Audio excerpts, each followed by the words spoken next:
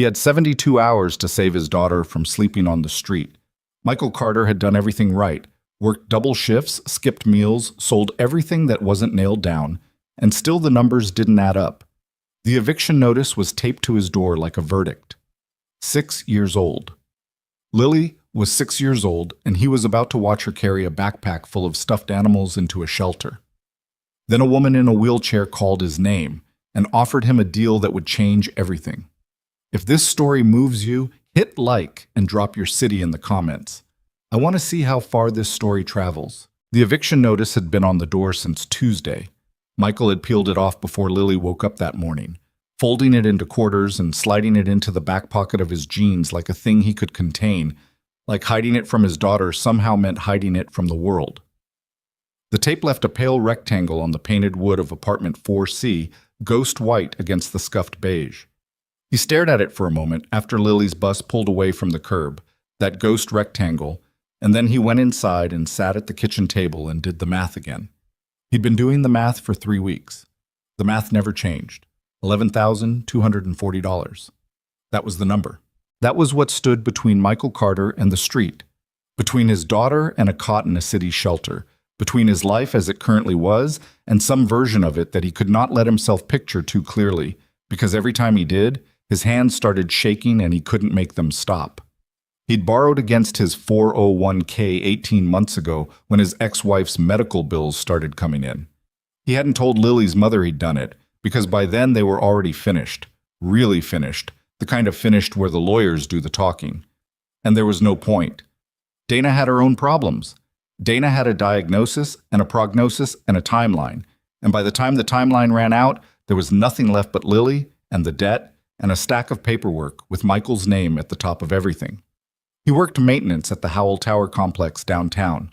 It was honest work. It paid a little above minimum, had okay benefits, and the supervisor, a heavy-set man named Gus who smelled permanently of cigarettes, mostly left Michael alone as long as the boilers ran and the tenants didn't complain.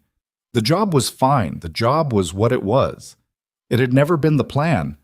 The plan had been the business degree, the small contractor operation he'd almost gotten off the ground with his college roommate before the roommate got cold feet and pulled out. But the plan had dissolved back when the hospital bills started, and now the job was just the job, and it paid what it paid. And $11,000 was still $11,000. He'd called his brother in Phoenix 2 weeks ago. His brother had 3 kids and a mortgage, and the kind of measured sympathy that people produce when they genuinely cannot help you. "Man," his brother had said, "that's rough. I wish I could—" "Don't worry about it," Michael had said, because making his brother feel bad wouldn't pay the rent. He'd called his mother. His mother was 63 and living on Social Security and a part-time job at a grocery store in Dayton. She'd cried on the phone, which was worse than his brother's sympathy, and offered him $300, which he refused, because taking $300 from a woman who counted her prescriptions against her grocery budget wasn't something he could live with. He'd applied for 2 emergency assistance programs. One had a 6-week processing time. The other had a waiting list. He had 72 hours before the sheriff's office came to change the locks. The call came on a Wednesday morning while he was replacing a corroded pipe fitting in the basement of Howell Tower. His phone buzzed in his pocket, and he almost didn't answer it because his hands were wet and he didn't recognize the number, a 212 area code, some Manhattan exchange, but something made him strip off his glove and pick up. "Is this Michael Carter?" A woman's voice, clear and precise, the kind of voice that was accustomed to being listened to. "Yeah, who's this?" "My name is Diane Marsh. I'm the executive assistant to Sophia Sterling, CEO of Sterling Group. Mrs. Sterling would like to meet with you at your earliest convenience. Today, if possible." Michael stood in the dim basement with the pipe fitting in his hand and a slow drip coming from somewhere behind the wall, trying to figure out if this was a sales call or a wrong number or something worse. "Sterling Group," he said. "Yes. The real estate company. Among other holdings. Ms. Sterling is aware this call may seem unusual. She asked me to assure you that it's a legitimate business inquiry and that your time will be compensated regardless of whether a meeting results in any agreement." He almost said no. Later, he would think about that.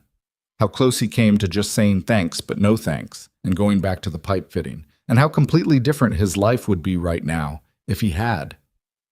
"What time?" he said instead. The Sterling Group occupied the top 6 floors of a glass tower on 53rd Street. Michael had passed it 100 times on the crosstown bus and never paid it much attention. It was just another piece of the city's vertical furniture, gleaming and indifferent.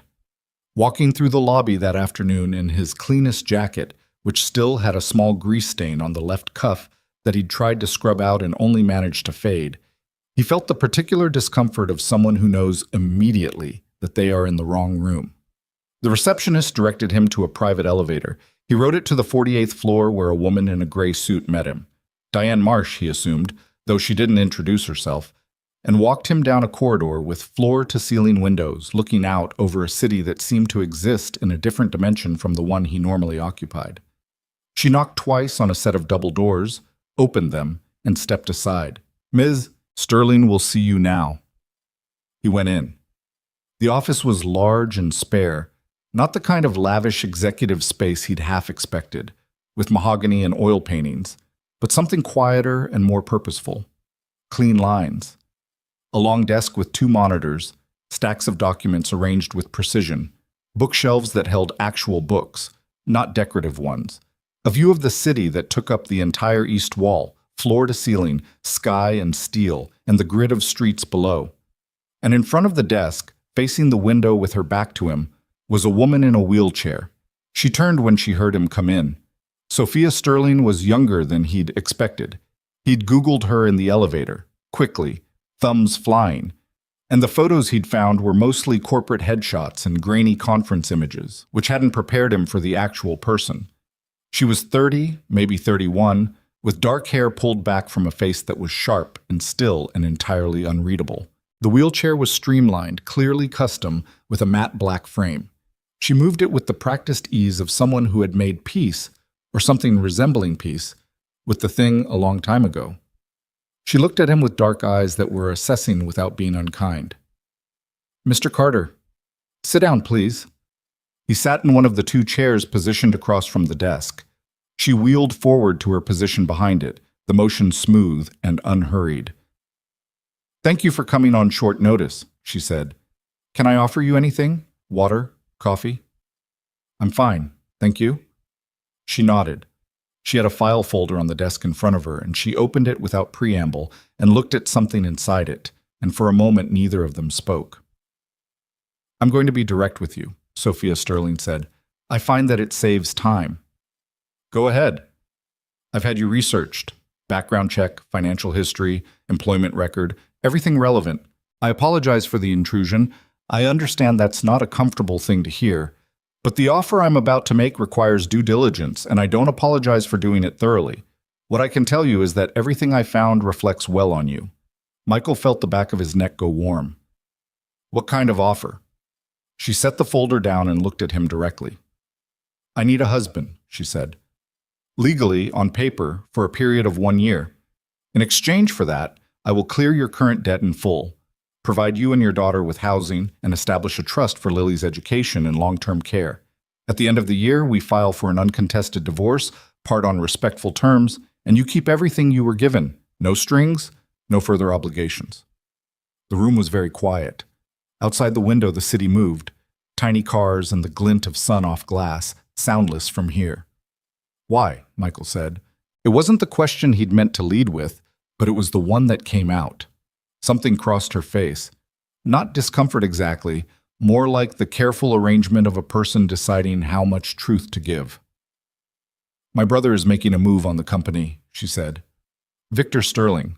He's been positioning for 2 years to challenge my fitness to serve as CEO, using my disability as the opening primarily, and then adding whatever else he can manufacture. He has a motion coming before the board in 8 months that would require a psychological and lifestyle assessment." Her voice was level, factual, like she was describing a problem with someone else's infrastructure. "Part of his argument is that I am isolated, personally and socially unstable. A CEO without personal relationships or family is, in his framing, a liability." She paused. "A married CEO with a family is not. And a divorced CEO," Michael said, "is still better positioned than an unmarried one. The point isn't permanence. The point is the year, the board vote, and the legal record. He looked at the file folder on her desk. He thought about the ghost rectangle of tape on his apartment door. He thought about Lily asleep last night with her stuffed triceratops under one arm, completely unaware that her world was about 72 hours from collapsing. "You picked me specifically," he said. "That's not random." "No? Why me?" She folded her hands on the desk, a deliberate gesture, he thought, the kind of thing people do when they're being careful. "You're a single father with a 6-year-old daughter," she said. "That's not incidental. The board, and the court, if it comes to that, will be more persuaded by a family than by a marriage. A child grounds the narrative. Additionally," she hesitated, just a fraction, "your profile suggested a person who is private, non-exploitative, and motivated by something other than money for its own sake. Those are qualities I require. I've spoken with people who know you, not just paper, people." "Who?" "Your supervisor. A woman named Rosalind Webb at the shelter where you volunteered for 2 years before your wife's illness. A neighbor in your building, Mrs. Park, on the 3rd floor. I didn't tell them why I was asking. I asked about character." He should have been angry, he supposed. There was something that was adjacent to anger moving through him. The discomfort of having been examined without knowing it, measured, assessed. But the anger didn't quite catch because underneath it was a more pressing reality. $11,000, 72 hours. Lily and her triceratops. "What are the rules?" he said. Sophia Sterling reached into the folder and produced a document. It was several pages long, dense with text. She slid it across the desk toward him. "Everything is in there? You'll want a lawyer to review it before you sign. I'd recommend that regardless of your decision. The key terms. We live under the same roof for the duration. Public appearances as needed. Dinners, events, enough for the record to be credible. You maintain your employment or find other work as you choose. Lily attends school, lives normally. We are civil to each other. We do not," she paused, "complicate the arrangement emotionally. At the end of the year, we dissolve it cleanly. Your debts are cleared within 48 hours of signing. The housing is immediate. And if I decide I want out early? The terms are clear on that. You keep proportional compensation based on duration. Nothing is clawed back. I'm not interested in punitive clauses." He picked up the document. He flipped through it, not reading it. He couldn't read it here like this, with his heart doing something strange and too fast in his chest. But he looked at the structure of it, the numbered sections and the subclauses, and it was real. That was the thing. It was a real document. This was a real conversation. "I need 24 hours, he said. "That's reasonable." He put the document back on the desk, then picked it back up again and folded it. "Can I ask you something that's not in there?" "You can ask." "Does it bother you that it's not real?" Sophia Sterling looked at him for a moment. There was something in her eyes that he couldn't quite name, something that had been closed up tight for a long time and was staying that way. "What I need is real," she said. "What you need is real. The arrangement is a mechanism. I found it more useful to focus on what's real." He nodded slowly. He put the folded document in the inside pocket of his jacket, against the grease stain on his cuff. "I'll call you by tomorrow morning," he said. Tick. He picked Lily up from school that afternoon, and they walked home the long way, past the park where the pigeons congregated under the big elm. Lily talked the whole way. She was working through something complicated about whether dinosaurs could have learned to talk if they'd had more time, whether the shape of a triceratops skull meant it could have managed human vowels, whether anyone had ever tried teaching a bird to say the word Cretaceous because birds were dinosaurs, and that would be like a dinosaur saying its own time period.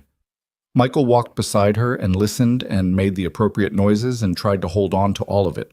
The specific pitch of her voice, the way her sneakers hit the pavement, the earnestness with which she was working through the Cretaceous vowel question, because he was aware, in a way that had nothing to do with reason, that something was about to change. That night, after Lily was asleep, he sat at the kitchen table again. He didn't do the math this time. He'd already done it every possible way, and the numbers were what they were. He thought instead about Sophia Sterling's face when he'd asked if it bothered her. "What I need is real," What you need is real. There was something almost lonely in that, something that she'd probably worked very hard to make sound purely pragmatic, and had mostly succeeded except for the fraction of a second before the answer came out. He'd caught it anyway. That small, careful arrangement of a person holding something back. He pulled the document out of his jacket and set it on the table and looked at it for a long time. Then he called the number on the front page. Diane Marsh answered. "Tell Ms. Sterling I'll sign," he said, "but I need one addition to the contract. Nothing about the arrangement, about Lily. I need it in writing that she's never made uncomfortable, never put in a position where she has to pretend or perform or lie to her classmates about what her home situation is. She's 6. She's been through enough." There was a pause, then, "I'll relay the message." 15 minutes later, his phone buzzed with a text from an unknown number. "Agreed. I'll have the addendum drafted tonight. SS." He read it twice. Then he set the phone down and looked at the kitchen. The small table, the 2 chairs, the crayon drawing of a dinosaur Lily had taped to the refrigerator 2 weeks ago and labeled, in her wobbling first-grade printing, Tris Tops, Lily's. The peeling linoleum. The ghost smell of the landlord's cleaning solution that never quite covered the damp. He thought, this is the last night in this kitchen. He wasn't sure, sitting there, whether that was a relief or a grief or both at once. It was something he couldn't quite sort into a category. He was too tired for categories. He just sat with it until the feeling passed enough that he could go to bed. The moving was embarrassing, not because of what they owned, he'd never been precious about that, but because of the arithmetic of it. 2 hours. It took 2 hours to pack everything they had into a rented van, and an hour of that was taken up by Lily's books and her collection of small plastic dinosaurs and the elaborate cardboard diorama she'd made of a Cretaceous period wetland for a school project. The actual furniture, the clothes, the kitchen things, 45 minutes. He didn't let himself think about what that meant. You start thinking about what 45 minutes of packing means about your life, and you end up somewhere that isn't useful. Lily, by contrast, handled it the way 6-year-olds handle most things, with a total absence of the dread that would come later when she was old enough to know that transitions should be scary. She sat on a box and read her dinosaur encyclopedia while Michael wrapped dishes and told him, periodically, facts he hadn't asked for. "Daddy, did you know that a T-Rex had a bite force of 12,000 pounds? "I didn't know that." "It's in here, 12,000. That's more than a crocodile. That's a lot of pounds. Also, they might have had feathers, some of them, not like fluffy feathers, more like..." She made a gesture with her hand that apparently represented the specific kind of proto-feathers some theropods may have had. "Got it," he said. "Where are we going to live, Daddy?" He paused with a mug in his hand. He'd told her some version of the truth, that a friend had offered them a place to stay for a while, that it would be an adventure, that she'd have her own room. The word friend had felt strange in his mouth, but he hadn't found a better one. "In a very nice building," he said. "Midtown. You'll be able to see a lot of the city from the window." "Will there be a park?" "There are parks everywhere in this city. I want a park with pigeons. We can probably find pigeons." "Okay," she said, and went back to her book, apparently satisfied. The penthouse occupied the entire top floor of a residential tower on 57th Street, and Michael's first coherent thought upon stepping out of the elevator was that the square footage was probably greater than his old apartment building's entire second floor. It was not, he had to be honest with himself, what he'd imagined. He'd imagined something cold and showroom perfect, all white surfaces and architectural furniture that existed purely to demonstrate wealth. The penthouse wasn't that. It was elegant without being aggressive about it. Books everywhere, the same way as her office. Real ones, used ones, some of them visibly worn. Art on the walls that he didn't know enough to evaluate, but that felt chosen, not installed. Wide windows, yes, more sky than he'd seen from an interior space in years. And it was quiet. A particular kind of quiet that expensive buildings have. The sound-insulated quiet of a place that has been specifically constructed not to let the world in. Sophia Sterling was in the main room when they arrived. She was at a desk near the window and she looked up from whatever she was reading and nodded. "Mr. Carter," she said. "Michael," he said. We're married. Probably easier. Something in her expression shifted almost imperceptibly. Michael. And then Lily appeared from behind him. She'd been trailing, dragging her dinosaur encyclopedia and surveying the elevator lobby with the scrutiny of a small person conducting a thorough inspection. And she stopped in the doorway and looked at Sophia Sterling in her wheelchair, and Michael felt the specific parental anxiety of a moment you cannot control, the split second before a child says something that might land wrong. Lily said, "Is that an electric one or a manual one?" Sophia Sterling blinked. "Manual. I push it myself." "My grandma has an electric one. She said the electric one is nicer because you don't have to use your arms as much. But I think the manual one looks cooler because you can go fast if you want." "You can," Sophia said, carefully, like she was parsing something. "You can go quite fast." "I'm Lily. I like dinosaurs. Do you like dinosaurs?" A pause. "I don't know very much about them." Lily's expression made clear that this was both surprising and correctable. "I can teach you," she said. "I know a lot. My dad says I know too much, but I don't think that's actually possible." Michael watched Sophia Sterling's face during this, the way you watch a patch of ice to see whether it'll hold weight. It held. More than that, something happened there, something small and quick, like the flicker of a candle in a draft, there and then controlled. "Your room is down the hall on the left," Sophia said. "There's a bookshelf that was empty. You can put your things on it." Lily was already gone, the encyclopedia tucked under her arm, heading down the hall to investigate her room the way she investigated everything, completely. Michael stood in the doorway of the main room and looked at Sophia Sterling. "She's been through a lot," he said. "She doesn't look like it. She doesn't act like it, but she has." "I know," Sophia said. She didn't say it with pity. She said it the way she said most things, as information, acknowledged.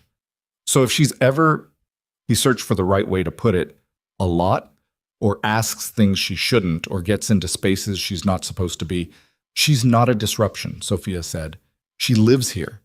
This is her home for the year. He nodded. He looked around at the room, the books, the art, the wide, cold sky in the windows. "Thank you," he said. Sophia picked up her reading again. "The kitchen is stocked. Diane can help you if you need anything for the school schedule or transportation. We should plan an evening this week where you and I are seen in public together. Dinner, something credible. Diane will coordinate." "Okay," he said. "Your room is on the east side. The bathroom has a separate entrance." "Okay. Good night, Michael." He was being dismissed, clearly, efficiently, without rudeness. He recognized it for what it was, not hostility, just the practice management of a person who is accustomed to clear endings to interactions. "Good night, Sophia," he said. He went to find Lily and see about dinner. The first week was a particular kind of strained. They were strangers living in proximity, which is a specific type of friction that people don't talk about enough. Not conflict exactly, but the accumulation of small navigations. Whose turn is the kitchen in the morning? Whether the hallway light should be left on or off. The timing of meals. The volume of Lily's narration at 7 a.m., which was considerable, and which filled the penthouse like weather. Sophia worked from home most mornings and went into the office in the afternoons. She had a driver, Marcus, who was the quietest human being Michael had ever encountered. Michael had ridden with him twice to run errands, and they had not exchanged more than 12 words, which he found comfortable rather than cold. The dinners in public were businesslike. Sophia had chosen the restaurants with the same methodology she applied to everything else. Visibility, the right clientele, the kind of places that got mentioned in the columns that existed purely to document where New York's professional class was seen eating. She wore her hair down for these, which was different from how she wore it in the apartment, and she talked in the careful way of a person maintaining a performance, and Michael did his best to hold up his end. They touched hands twice, once on the table, a gesture she'd suggested, quick and perfunctory, and once when he pushed her wheelchair up a slight incline outside a restaurant on Park Avenue, which she had not asked for and which he did without thinking because the incline was there and he was standing right there, and it just made physical sense. She hadn't said anything about it. He wasn't sure if that was approval or indifference. What changed things, or began to change them, was the reading. He found out about it on a Thursday night, past 10, when he got up to get a glass of water and the light was still on in the main room.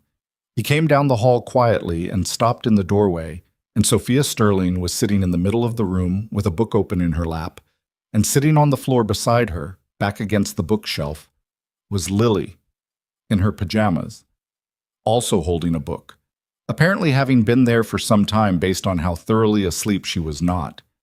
Lily looked up when she heard him. "We were reading," she said, as if that explained why she was out of bed at 10:15. "I see that."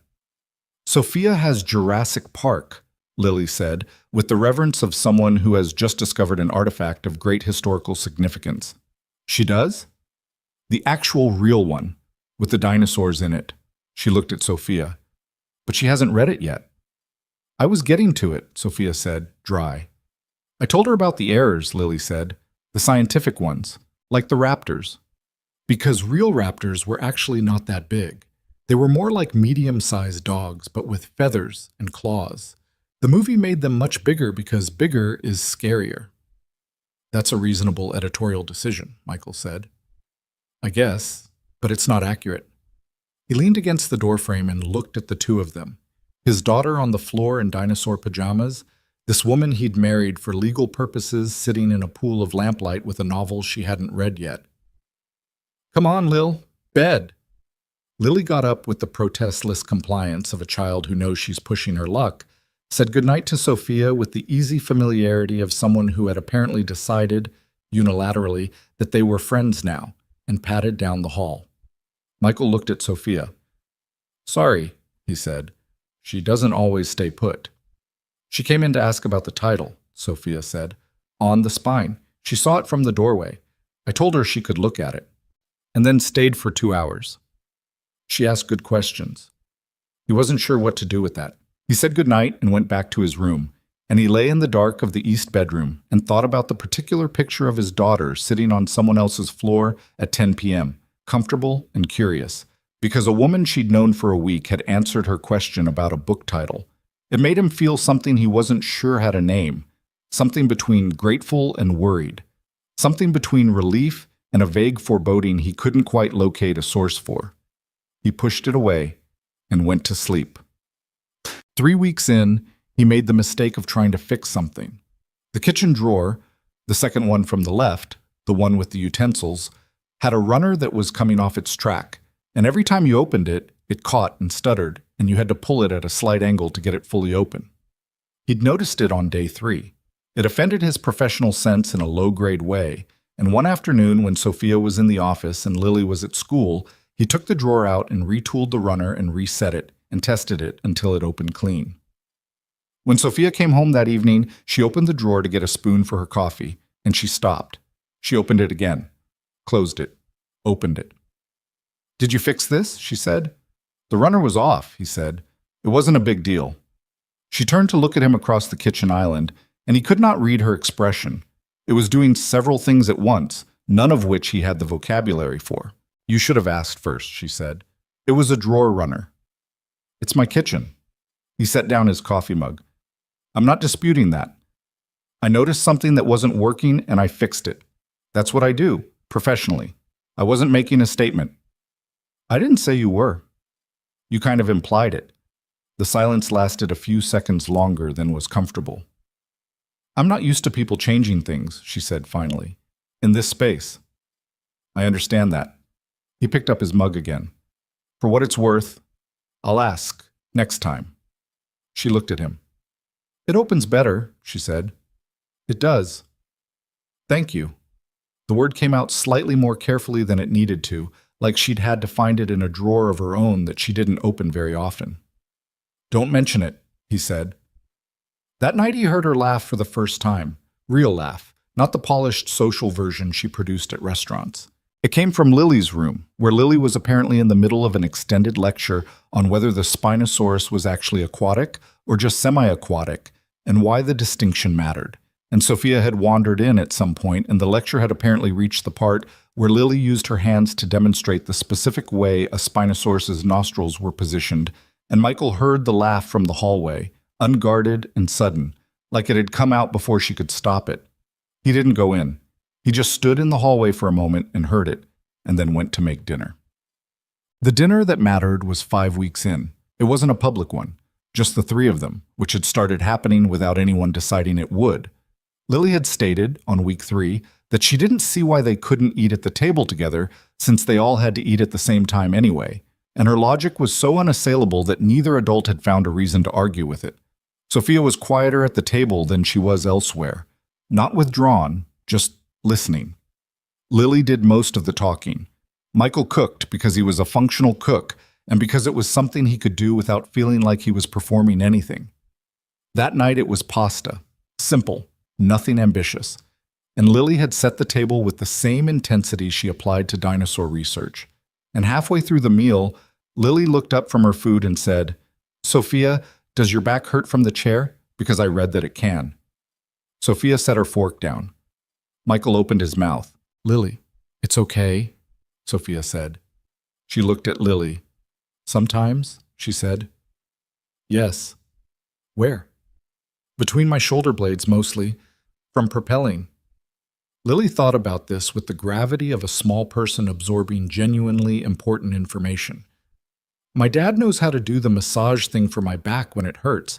He learned it from YouTube. He's good at it." She looked at Michael with the confidence of someone making a helpful suggestion. "You should tell him when it hurts." Michael focused very carefully on his pasta. "I'll keep that in mind," Sophia said. He felt her glance at him across the table, so brief, calibrating, looking for something, maybe checking if the suggestion embarrassed him. He looked up and met her eyes and held them for a second before they both looked away. "Lily," he said, "eat your food."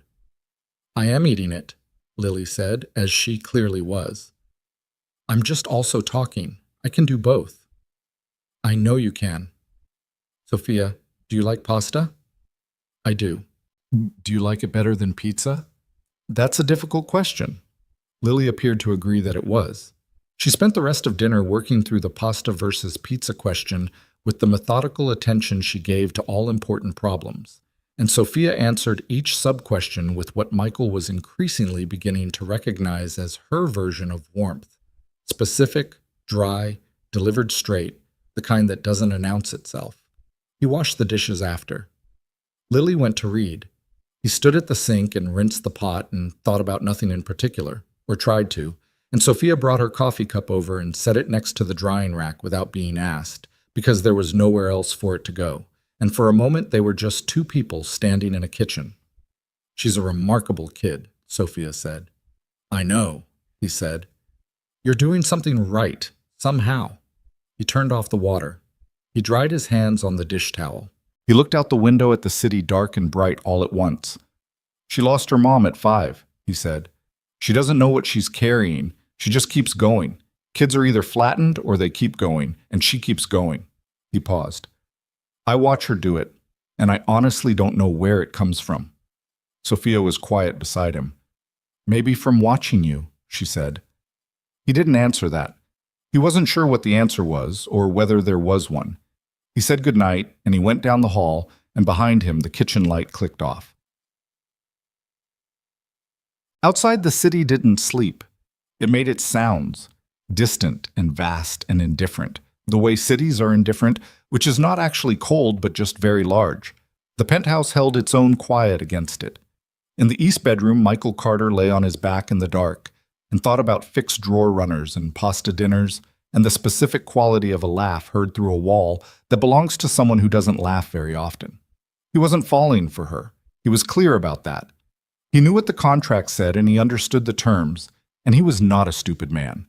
He just thought, lying there, that Sophia Sterling was more than the version of herself that she'd brought to the negotiating table, and that somewhere behind the careful arrangements and the managed distances, there was someone who was trying very hard not to need anything she hadn't planned for. He understood that impulse. He'd lived it for years. He didn't let himself think past that. He just noted it, the way you note the weather, and closed his eyes. Down the hall, somewhere between the books and the lamplight, his daughter slept with her triceratops. The apartment was quiet. For now, just for now. It felt against all logic, like something that might hold. 6 weeks in, Michael learned that Sophia Sterling woke up at 5:15 every morning. He knew this because he was a light sleeper. Had been since Lily was an infant, that specific parental rewiring that never fully reverses. And the sounds of the penthouse at that hour were sparse enough that individual movements registered. The soft roll of wheels on hardwood, the almost imperceptible sound of a door. Then, for a while, nothing. And then, if he lay still enough, the distant sound of water running in the kitchen, and the smell of coffee working its way down the hall. He didn't get up to investigate. That would have been strange, and they were both working hard in those early weeks to avoid strangeness. But he noted it, the pattern of it, the reliability. 5:15, every morning. The building asleep around her and Sophia Sterling already at her desk or by the window, doing whatever it was she did in those hours before the day officially started. He found out what it was, accidentally, on a Tuesday.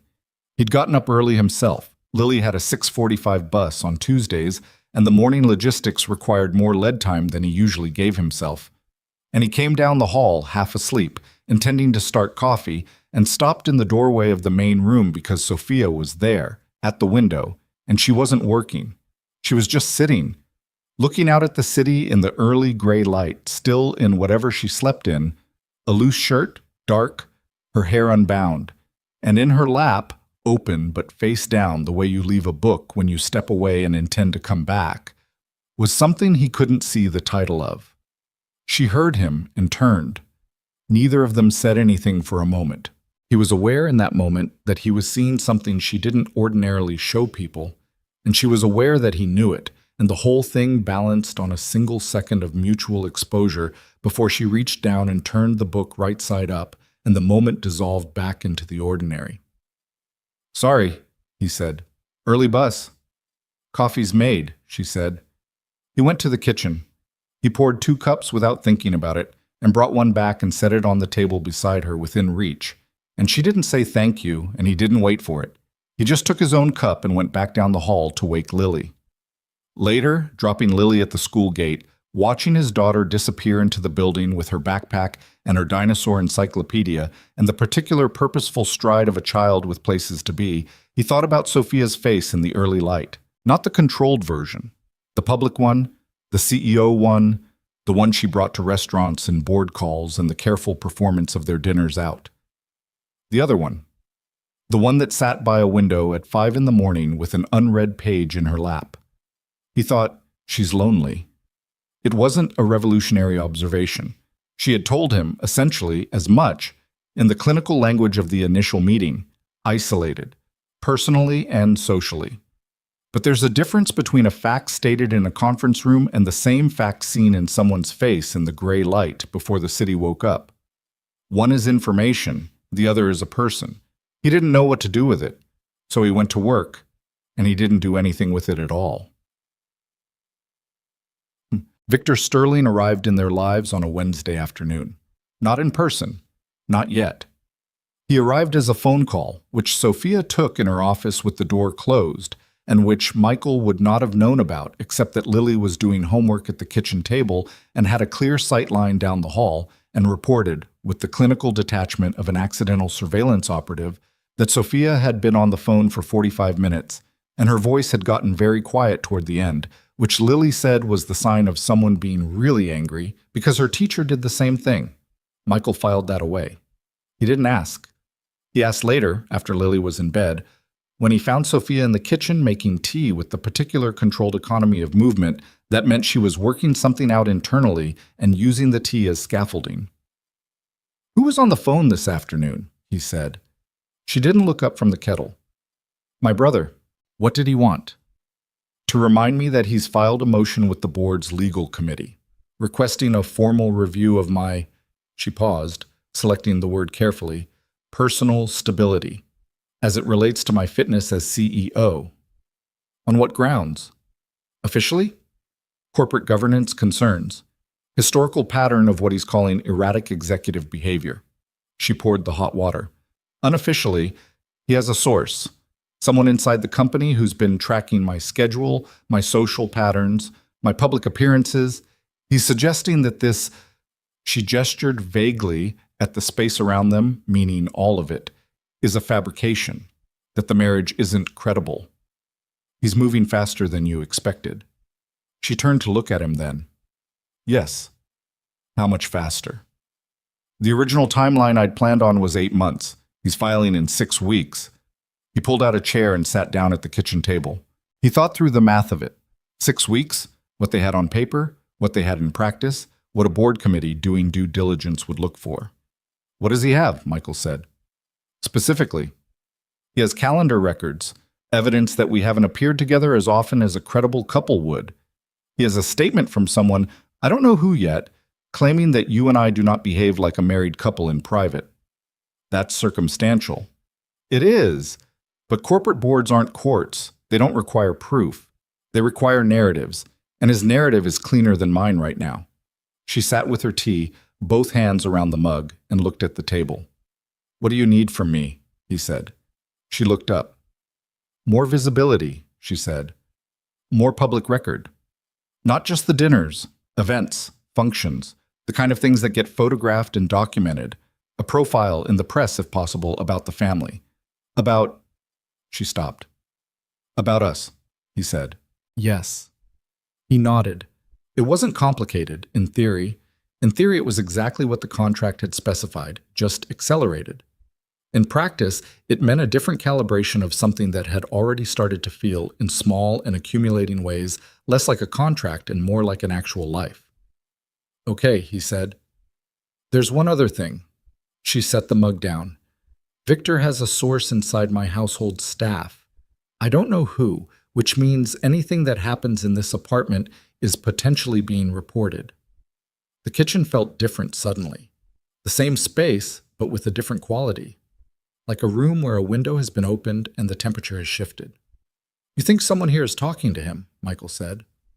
I think it's likely. How many people have access to the apartment? Diane? Marcus? A cleaning service. 4 people, rotating, 2 others on the broader household account. She paused. I don't say this to alarm you or Lily. I say it because you should know.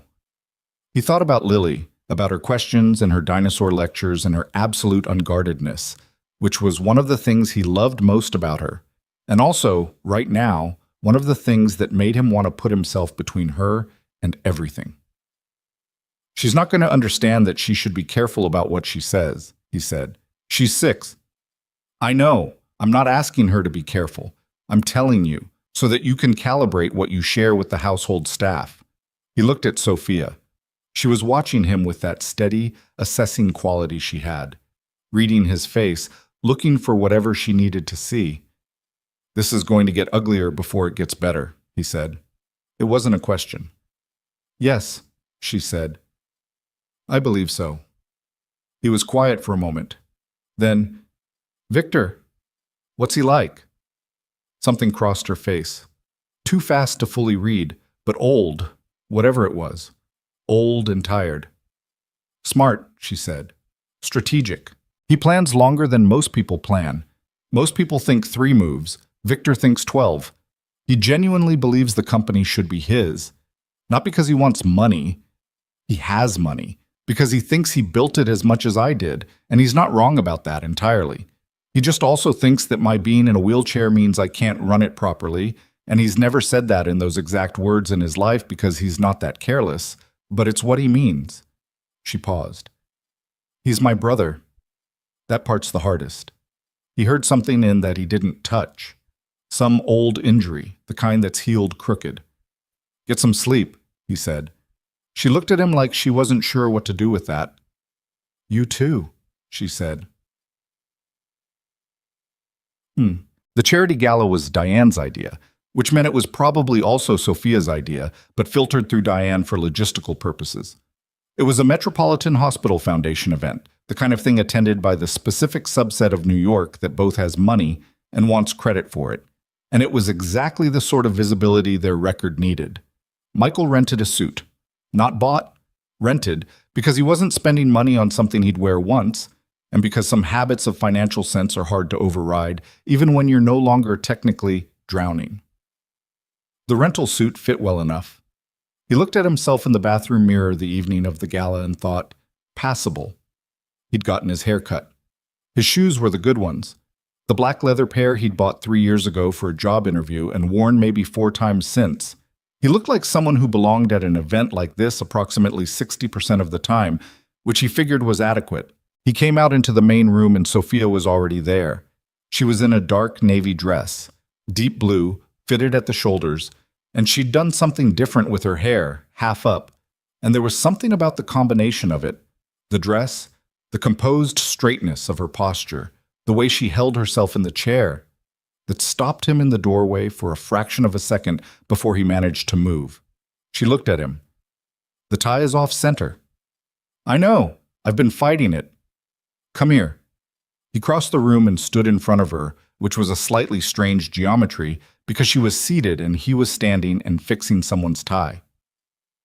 From that angle required a slight upward reach on her part, but she did it without comment, her hands quick and sure, a few adjustments. And then she dropped them back and looked at the result. Better, she said. Thank you. Neither of them moved for a moment. He was close enough to be aware of the specific quality of her attention, the focused, present way she occupied space, and she was looking at the now correct tie rather than at him. You look good, he said, because it was true, and because not saying it seemed stranger than saying it. She looked up. Something in her expression was careful, and also slightly at odds with the carefulness, like two systems running against each other. Thank you, she said. Marcus drove them. Lily was with a babysitter, a college student named Cora she'd approved by asking Cora extensive questions about her knowledge of the Cretaceous period, and then apparently deciding that Cora's enthusiasm about learning more was acceptable grounds for trust. In the car, they sat in the back and talked logistics. Who would be there? Who mattered? What Sophia needed from him? Professional, clean, the language of the contract. Outside the window, the city moved past, lit and fast. Victor will have someone there, Sophia said. A source? Someone watching, taking note. He'll want inventory. Then let's give him something to inventory, Michael said. She glanced at him. What does that mean? It means we stop managing the distance, he said. Not the whole night, just enough. The way people actually are when they're comfortable with each other. Because that's the thing that reads when someone's watching, not the big gestures, the small ones. She was quiet for a moment. He could feel her working through it. The risk calculus, what it cost, what it gained. You're right, she said. Okay. He reached over in the dark of the back seat and took her hand.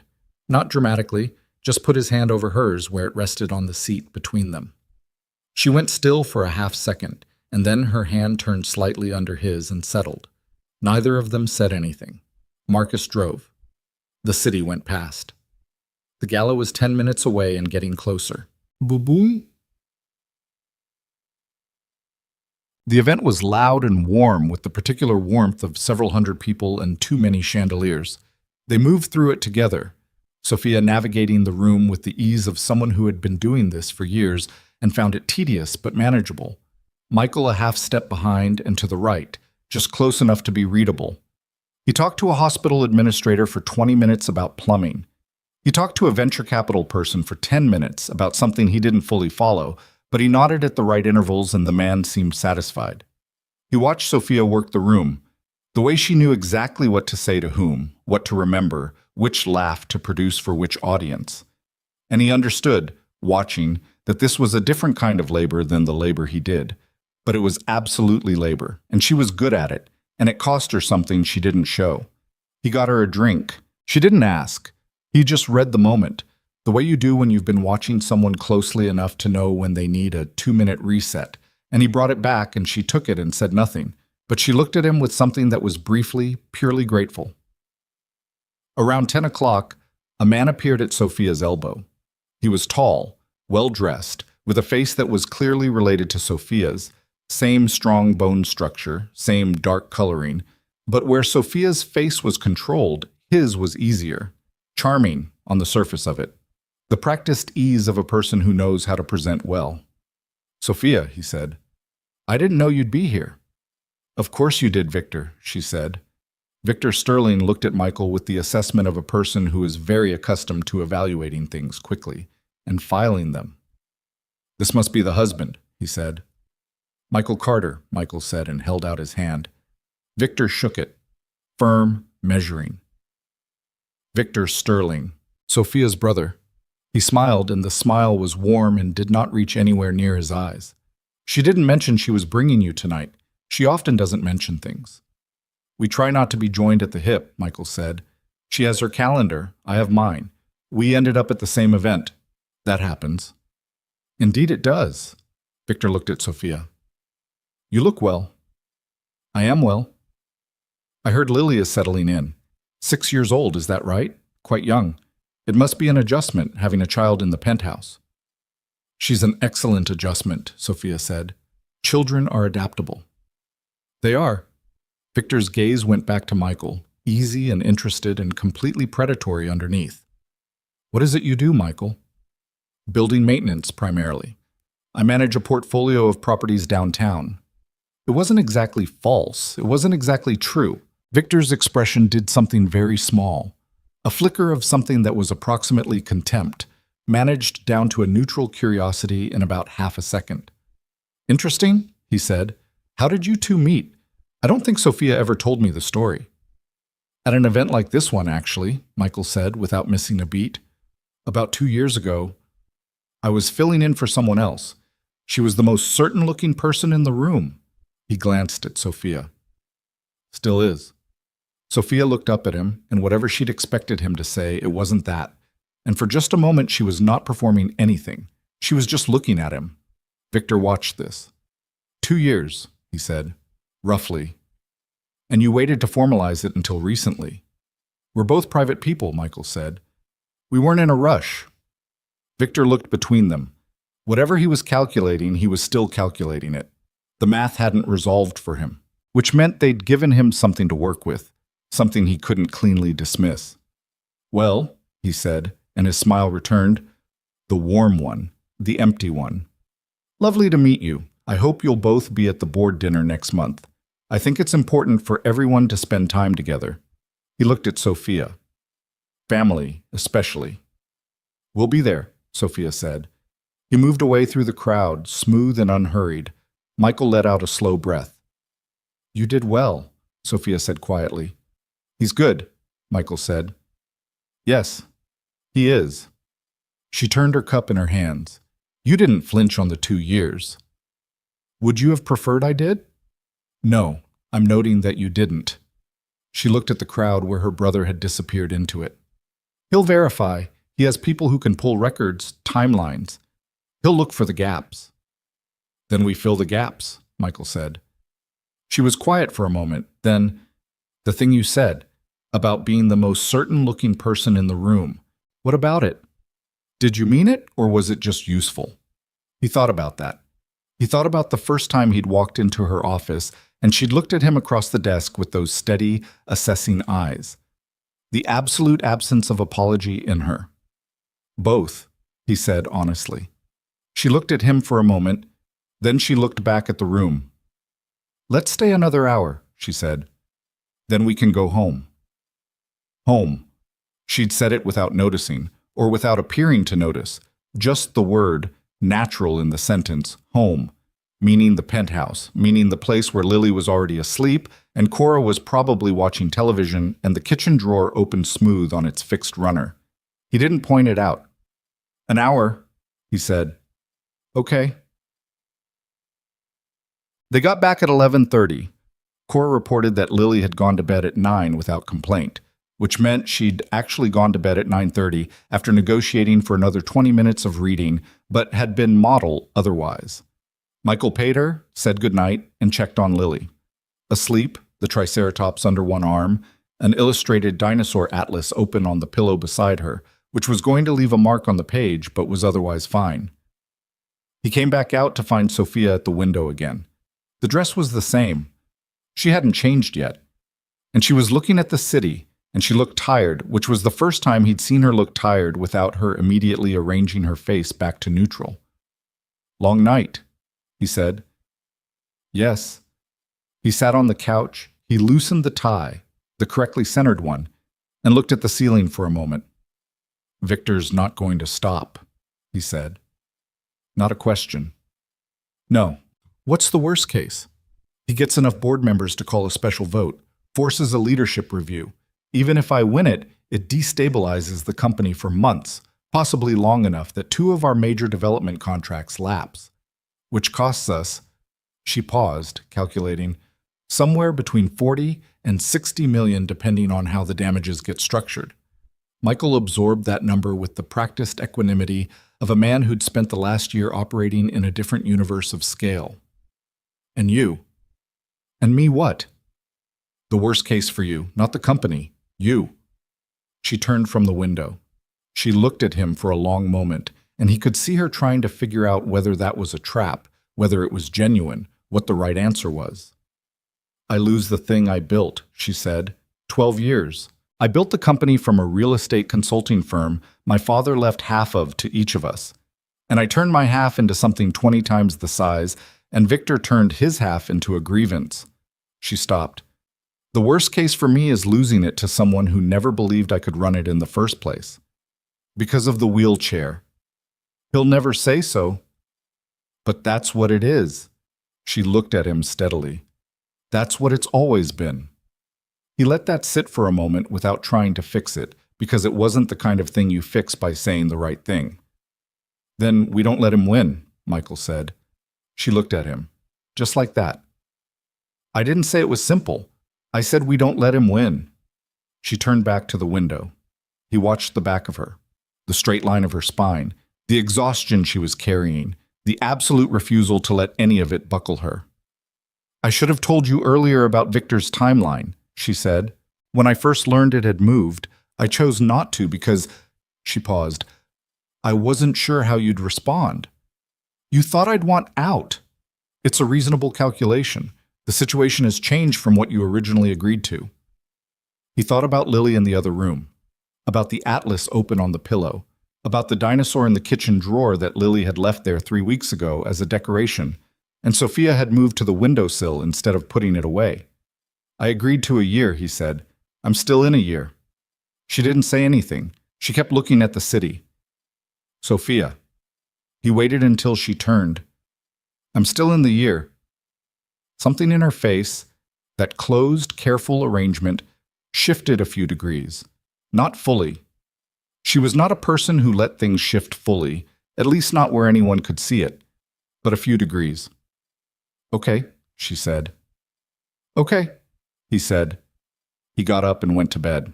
Behind him, the penthouse held its quiet, the city pressed against the glass from outside, and the dinosaur on the windowsill stood with its small plastic feet on the sill and looked out at all of it.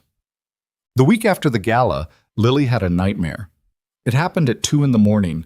Michael was up and in her doorway in under a minute, the way he always was, his whole nervous system apparently hardwired to her specific distress frequency. She was sitting up in bed, breathing fast, her hair messed and her eyes wide and unfocused the way they get right at the edge of a bad dream, when you're not quite sure you're out of it yet. "Hey," he said. "Hey, I'm here." She grabbed his arm and held on, and he sat on the edge of her bed and pulled her close and let her breathe through it. She didn't tell him what the dream was. She rarely did. She just held on. He didn't know how long they'd been sitting there before he became aware that Sophia was in the doorway. She'd come quietly. She often moved quietly, with a particular kind of self-effacing navigation of spaces, as if she'd made a habit of not wanting to intrude. And she was there in the dim hallway light, watching. Not intrusively, just present. Lily looked up and saw her.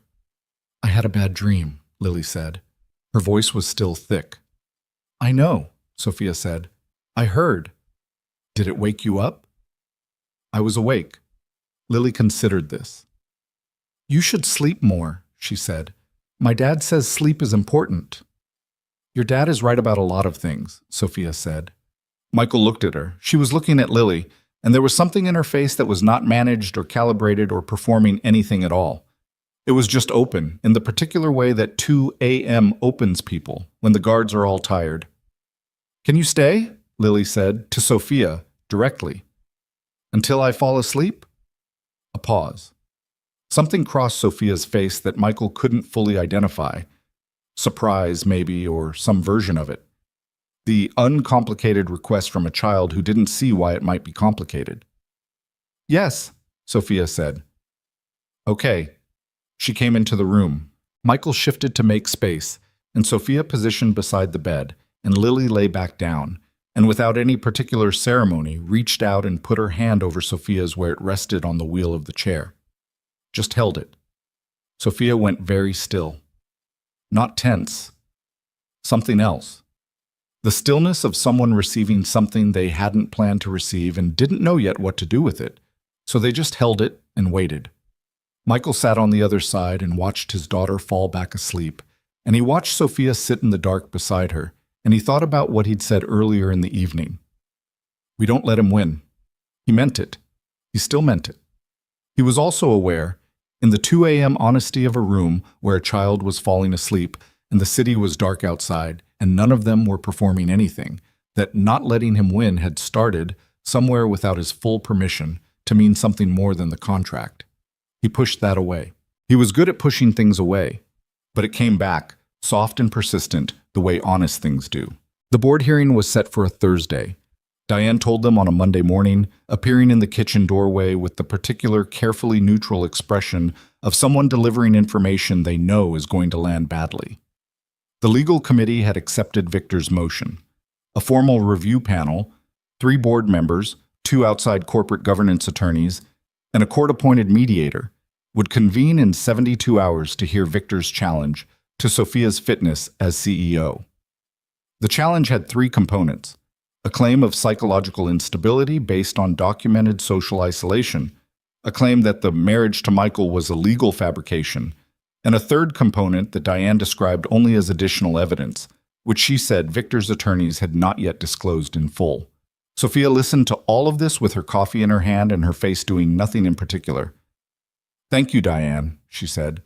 Diane left. Lily was at school. The kitchen was very quiet. Michael looked at Sophia across the island. "Additional evidence," he said. "I heard it." "What do you think it is?"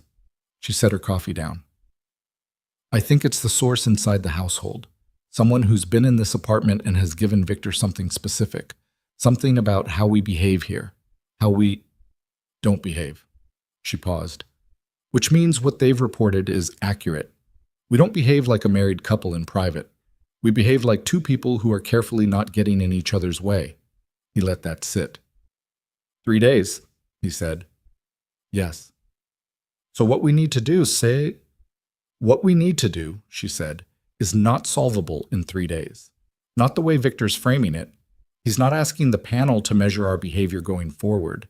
He has documented behavior going backward. Weeks of it. Patterns. The source has been reporting for at least a month, which means whatever Victor presents will be a picture of this marriage that does not look like—" She stopped. "That doesn't look real," Michael said. "Yes." He thought about the gala. Victor's face, the smooth warmth of it, the measurement underneath. The way he'd watched them, the way he'd said family especially. He planned the timeline, Michael said. He filed early because he had the source in place first. He was building the case before he told you he was filing. "Yes, I should have seen that sooner." "You saw it. Not soon enough." He watched her. The way her hands were flat on the counter, not fidgeting, but the deliberate stillness of a person using control as a substitute for something else. "Sophia, what happens if he wins the vote?" She looked at him directly. "I step down from the CEO position. Victor assumes operational leadership. I retain a board seat and a minority ownership stake, but the company—" She stopped. "The company becomes his. And you. I become irrelevant." She said it without inflection, which was somehow worse than if she'd said it with any. He looked at her for a long moment. "Tell me everything you need for Thursday," he said. "Every detail. We start now." What followed was 2 days of a different kind of work than either of them was accustomed to. They sat together at her desk, going through Victor's filed documentation. Diane had obtained it through their own legal team, a firm called Whitmore & Associates that had apparently been on standby for this eventuality for some time. The documents were detailed and careful, exactly what you'd expect from someone who'd been planning for 12 moves when everyone else was planning 3. There were calendar records, time-stamped photographs from events, statements from 2 members of the household staff. One was the third person on the cleaning rotation, a woman named Brielle, who Michael had never spoken to beyond good morning, and a 40-page analysis of Sophia's public behavior over the past decade, framing it as evidence of a pattern of emotional dysfunction. Michael read the 40 pages. He read them slowly, and he read them carefully. The way you read something about a person when you're trying to understand what the person writing it actually believes versus what they're strategically choosing to argue. "He thinks it," Michael said when he was done. Sophia looked up from her monitor. "The fitness claim," he said. "He's not just manufacturing it. He genuinely thinks you're not equipped to run the company, not because of your actual performance. The financials don't support that. The growth metrics don't support that. Nothing in the operational record supports that. He thinks it because he's decided that the way you are personally means you'll eventually fail." He set the pages down. He's been waiting for the evidence to catch up to the conclusion he already had. She was quiet for a moment. "Yes," she said. Yes, that's accurate." "It also means he's not going to be satisfied with winning the vote," Michael said. "If the panel sides with him, he won't stop there. He'll keep building." She looked at him. "I know. So Thursday can't just be a defensive play. We can't just refute what he's filed. We have to make the panel understand what he's actually doing and why." "The panel is going to want evidence," she said, "not argument. They won't rule on interpretations of Victor's motivations. They'll rule on the credibility of the marriage and on the documentation of my stability." "Then let's build the credibility," Michael said. "Not perform it. Build it. What's actually true?" She looked at him, a long, careful look. "What's actually true," she said slowly, "is limited. More than you think." He turned his chair to face her fully. "What's true is that we live together. What's true is that my kid loves you and you—" He paused, watching her face. "You don't hate spending time with her. What's true is that you know things about me and I know things about you that you'd only know about a person you were actually living with. The drawer, the coffee, the 5 a.m. window." She went very still. "The 5 a.m. window," he said again, "is not something a person in a fabricated marriage would know about. A fabricated marriage is 2 people performing in public and existing in separate rooms in private.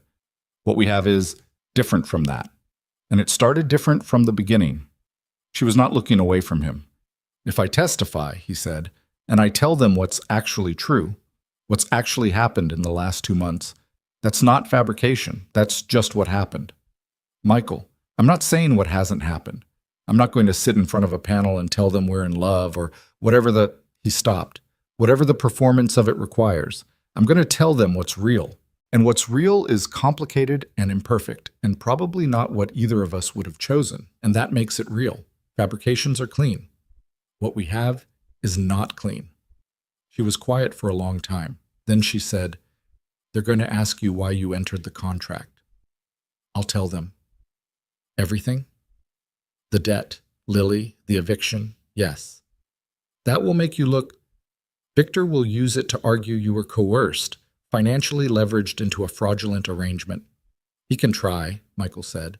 "I'll tell them what coercion looks like and what a decision made under pressure looks like, and I'll let them decide which one they're hearing." She pressed her lips together. She looked at the document on the desk between them, Victor's 40 careful pages. "This could go wrong," she said. "I know. If the panel doesn't believe you, it corroborates his case. I know that too. Why are you willing to do this?" He looked at her straight. "Because it's the truth.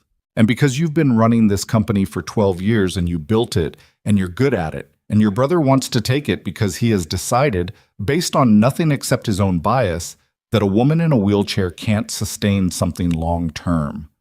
He paused. "And because Lily would be very upset if she found out later that I had the chance to help and I didn't." Something moved across Sophia's face, some complicated combination of things that she almost let out, and then didn't, and then looked away. "She'd probably make a very detailed argument about it," Sophia said. "She'd use a dinosaur metaphor. She always uses a dinosaur metaphor." It was almost a smile. Not quite, but almost. The day before the hearing, Victor made a move they hadn't anticipated. He called Sophia directly, not through attorneys, not through Diane, but on her personal cell, which meant he either had the number from before this became adversarial or someone had given it to him recently. Sophia answered because she always answered unknown variables. Michael was in the room when she did, at his own laptop at the other end of the desk, and he watched her face during the call. He couldn't hear Victor's side. He could hear Sophia's. "Victor," she said, "this is unusual." A pause. "I'm listening." A longer pause. Her face stayed neutral, but he saw her hand, the one not holding the phone, press flat against the desk. "You're offering to withdraw the motion," she said. "Under what conditions?" Another pause. "No," she said. Pause. "No, Victor, that's not... No." Her voice had gone to the quiet register that Lily had correctly identified as real anger. "I'm not selling you the Meridian properties. I'm not restructuring the holding agreement, and I'm not..." She stopped. "What you're describing is not a settlement. It's a surrender, and you know the difference." The call was brief after that. When she ended it, she set the phone on the desk and looked at it. "He offered to drop everything," she said, "in exchange for restructuring the Meridian portfolio, which would effectively give him controlling interest in the Northeast development projects, and," she paused, "for me to agree to a co-CEO arrangement. Him and me, shared leadership, which in practice means he has veto power over every major decision I make." "He wants the company without having to win it publicly," Michael said. "He wants it without the risk of the hearing going wrong for him." She looked up. "Which means he's not as confident as he looks. Or he's impatient and this is faster." "Both can be true." She thought for a moment. "He's also doing it now, the day before the hearing, which means he wanted me rattled. He wanted me to come into tomorrow uncertain." "Are you?" She considered the question seriously. "About the hearing," she said. "No, about..." She stopped. He waited. "About how much this is going to cost regardless of the outcome," she said. "Yes." He understood that. The kind of cost that isn't measured in money or board seats. The cost of having to fight someone who should have been on your side. The cost of every year between then and now that had been building toward this room and this phone call and tomorrow's panel. He didn't say it'll be okay. He didn't say you'll get through it. Those were the things you said when you didn't know what else to say, and they didn't actually help. He said, "Is there anything you need to do tonight to be ready for tomorrow?" She thought, "Go through the financial performance documentation one more time, the 4-year growth analysis. There are 2 projections Victor's team has misrepresented in their filing, and I want to be precise about the corrections." "Do you need me for that part?" "No?" "Then I'm going to make dinner. Lily's home at 4. She'll want to tell you something about pterosaurs. She's been workshopping it all week. I've been getting previews."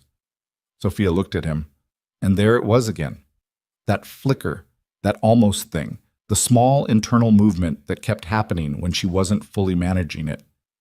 "Pterosaurs aren't technically dinosaurs," she said. "I know. She'll explain that distinction herself. It's part of the presentation." He got up and went to the kitchen, and behind him he heard Sophia turn back to her screen, and the apartment resumed its particular version of ordinary, the kind of ordinary that had built itself without either of them planning it. The hearing convened at 10 a.m. in a conference room at the offices of Hartwell Corporate Advisors on 51st Street. The room was large and deliberately neutral. Long table, no windows to the outside. The specific flavor of institutional beige that exists to remind everyone present that they are here for business, not comfort. The panel consisted of 3 board members. Frances Alcott, who was the lead independent director, and ran her end of the table with the unhurried authority of a woman who had been doing this for 30 years. Gerald Park, who Michael had met once at a Sterling Group function and remembered as thorough and humorless, and a man named Roland Devereaux, who was harder to read. The 2 outside attorneys flanked Alcott at the head. The mediator, a woman named Janet Souza, sat at the exact center. Victor was already seated when they arrived. He had 2 attorneys with him and a paralegal, and he was talking to one of the attorneys in a low voice with the ease of a man who feels he is on home ground. When Sophia wheeled in, he looked up and nodded. A small, civil, empty nod. Michael sat beside Sophia. Their attorney, a woman named Clara Finch from Whitmore and Associates, was on her other side. The opening statements took 40 minutes. Victor's attorney laid out the case methodically. The timeline, the documented behaviors, the household staff testimony, the argument that the marriage was financially motivated and contractually manufactured. He was good.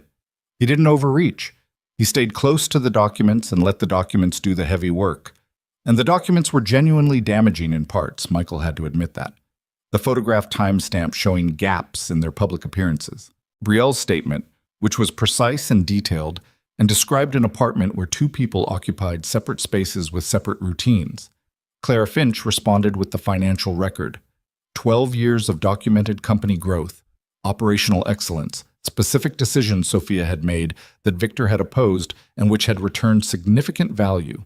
She was careful and exact and competent. Then Janet Souza looked at Michael. "Mr. Carter, you've agreed to speak to the personal aspects of the marriage." "Yes," Michael said. "I want to be clear about the nature of this proceeding.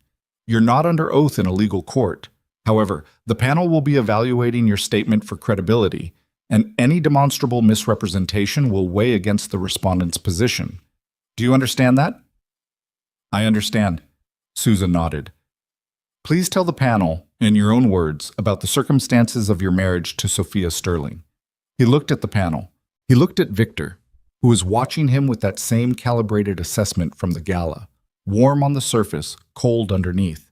He didn't look at Sophia. He would look at her when he needed to, and he'd know when that was. "We met through a mutual professional contact," he said, "about 2 years ago. The circumstances of how we got there aren't simple, and I'm not going to make them simpler than they are, because that's not what you need from me." He paused. "The marriage began with a legal contract. I'm not going to pretend otherwise, because Victor's team has the documentation, and pretending otherwise makes me look like a liar, and I'm not interested in looking like a liar in front of people who are trying to determine what's true." He heard Sophia go very slightly still beside him. "The contract was real," he said, "and the reasons behind it were real, like financial pressure on my end, corporate necessity on hers. I had a 6-year-old daughter, and I was facing eviction. She had a company she'd built and a brother who'd been building a case against her for years. Those facts are both true." Gerald Park leaned forward. "You're admitting the marriage was contractual." "I'm telling you how it started," Michael said. "I'm not done." Park settled back. "What a contract is," Michael said, "is a beginning. You put two people in a space and you give them a year and you see what happens. What happened was not what either of us planned." He thought about how to say the next part, how to say it accurately, without sentimentality, without performance. "Sophia, my wife, is one of the most capable people I've ever been around. She's also one of the loneliest. Not because she's incapable of connection, because she's been in a situation for a very long time where the people around her either want something from her professionally or they underestimate her personally, and she's had to be so far inside her own defenses that she doesn't always know how to come out of them." The room was quiet. "My daughter changed that," he said. "My daughter, who is 6 years old and has no patience for defenses and no understanding of why someone would have them, walked into Sophia's apartment and decided they were friends, and that was that. And I watched my wife." He stopped deliberately on the word, let it sit in the room. "I watched her figure out what to do with that. I watched her sit in the dark beside my daughter's bed at 2 a.m. because Lily had a nightmare and asked her to stay. I watched her move a plastic dinosaur from a kitchen drawer to the windowsill because Lily put it there as a decoration and she didn't want to throw it away. I watched her answer every question Lily asked about dinosaurs and pterosaurs and prehistoric climate with the same focus she gives a board meeting." He paused. "You want to know if the marriage is real. The marriage started as a contract. What it turned into is harder to define, and I think anyone in this room who's been in any kind of relationship for any length of time knows that the hard-to-define thing is usually the real thing. The clean and simple version is usually the fabrication." He looked at Victor then. Victor was watching him, and the calculation was still happening. But something underneath it had shifted. A friction, something that wasn't going quite the way he'd planned. Victor Sterling's argument, Michael said, is that an isolated person with no family and no personal relationships cannot be trusted to sustain a company. I'd argue that tells you more about what Victor thinks is wrong with isolation and personal difficulty than it tells you about my wife's fitness to run anything. She ran a company through 12 years of exactly those conditions, and it grew every year. What she's built professionally is the evidence. And what I'm telling you about her personally is also evidence. It's just not the kind that fits in a filing. Frances Alcott looked at him for a long moment. "Mr. Carter," she said, "the financial contract between you and Ms. Sterling, are you telling this panel that it no longer reflects the nature of the relationship?" He looked at Sophia then. She was looking back at him, and her face was open in a way that had nothing to do with performance. The 5 a.m. window version of her face, the 2 a.m. in Lily's room version, the woman who had turned a plastic dinosaur from a drawer to a windowsill and hadn't said a word about it. "I'm telling you," Michael said, "that what's on paper is the least important part of what's between us." The room held very still for a moment. Victor's attorney leaned in and said something into Victor's ear. Victor nodded, fractionally, and the warmth in his face had gone entirely. Clara Finch caught Michael's eye from across the table, and he saw something in her expression that was the professional equivalent of "well done," calibrated down to near invisible so the panel wouldn't read it. The panel recessed for 20 minutes. When they came back, Janet Souza's face told him something before she spoke. The particular neutrality of someone delivering a decision they've already settled on. But that was still several minutes away. Right now, in the brief pause before the mediator spoke, Sophia's hand found his under the table. Not dramatically, not for the room. The room wasn't watching at this exact moment.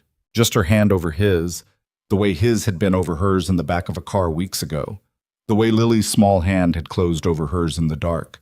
He turned his hand and held it. She didn't let go.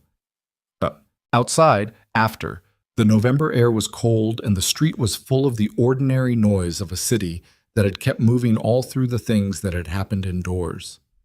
Clara Finch was on the phone 20 feet away, already relaying the result. The panel's rejection of Victor's motion, the finding that the evidence was insufficient to establish either marriage fraud or CEO instability, the formal record that would stand against any future challenge along the same lines. Victor had left without speaking to either of them. His attorney had left a card with Clara, and that was that. Michael stood on the sidewalk and looked at the city and felt the specific tired that comes not from physical exhaustion, but from a long period of held tension finally releasing. Sophia was beside him. "You told them about the contract," she said. "Yes."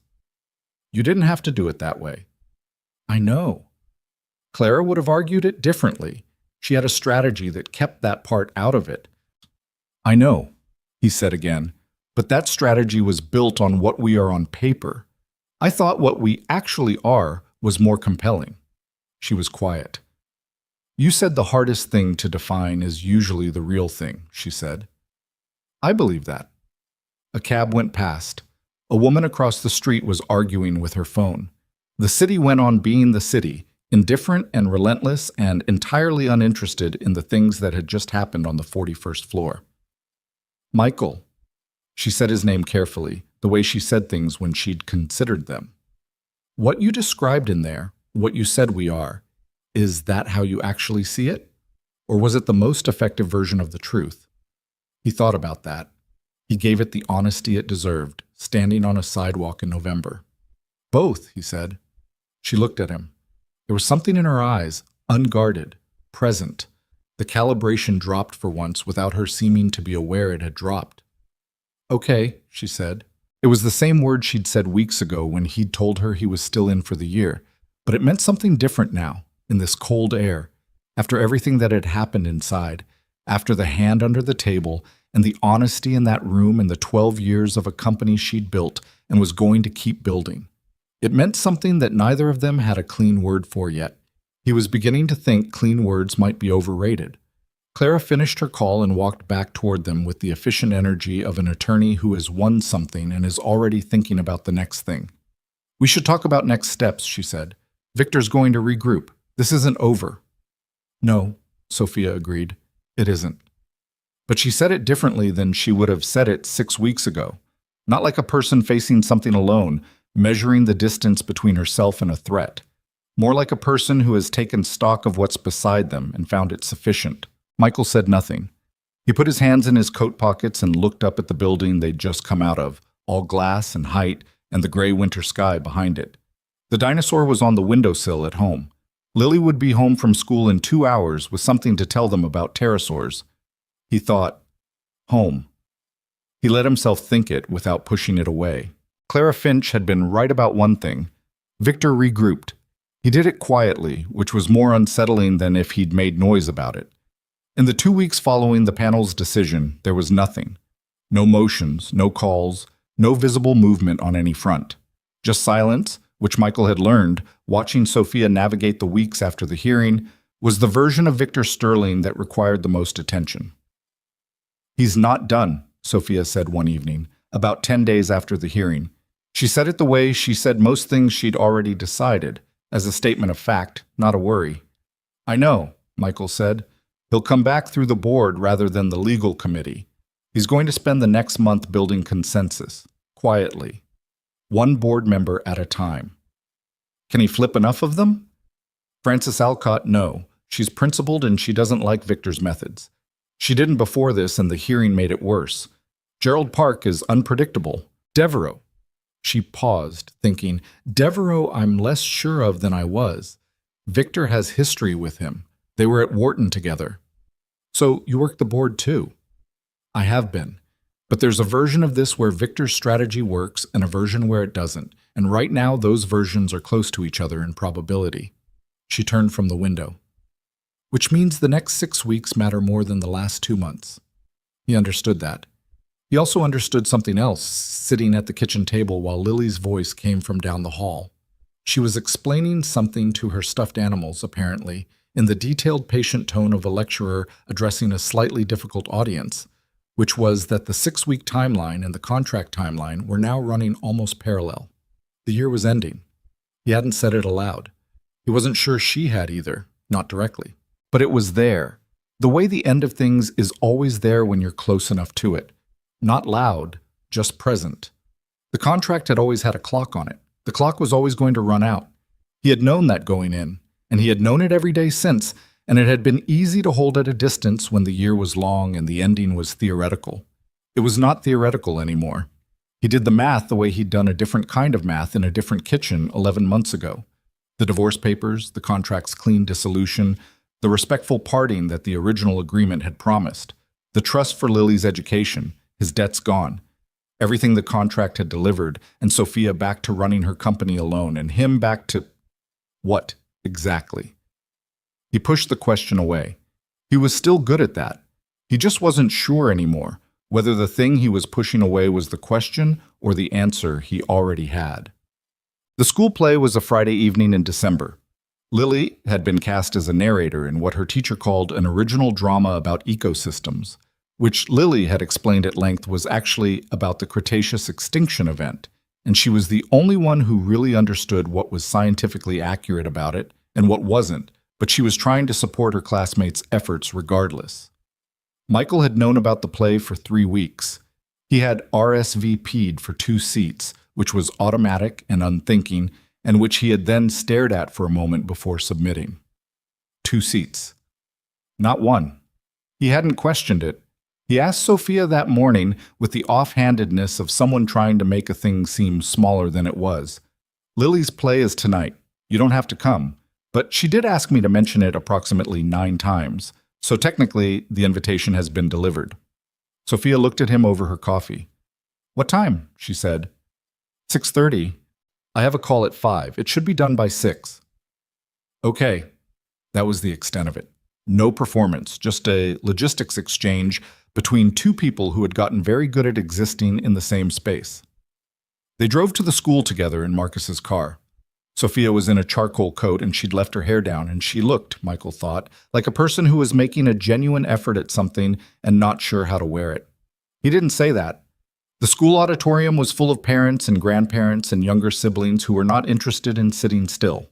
The chairs were plastic and arranged in two close rows, and the PA system had clearly been installed in a different era and held on by institutional inertia and probably two screws.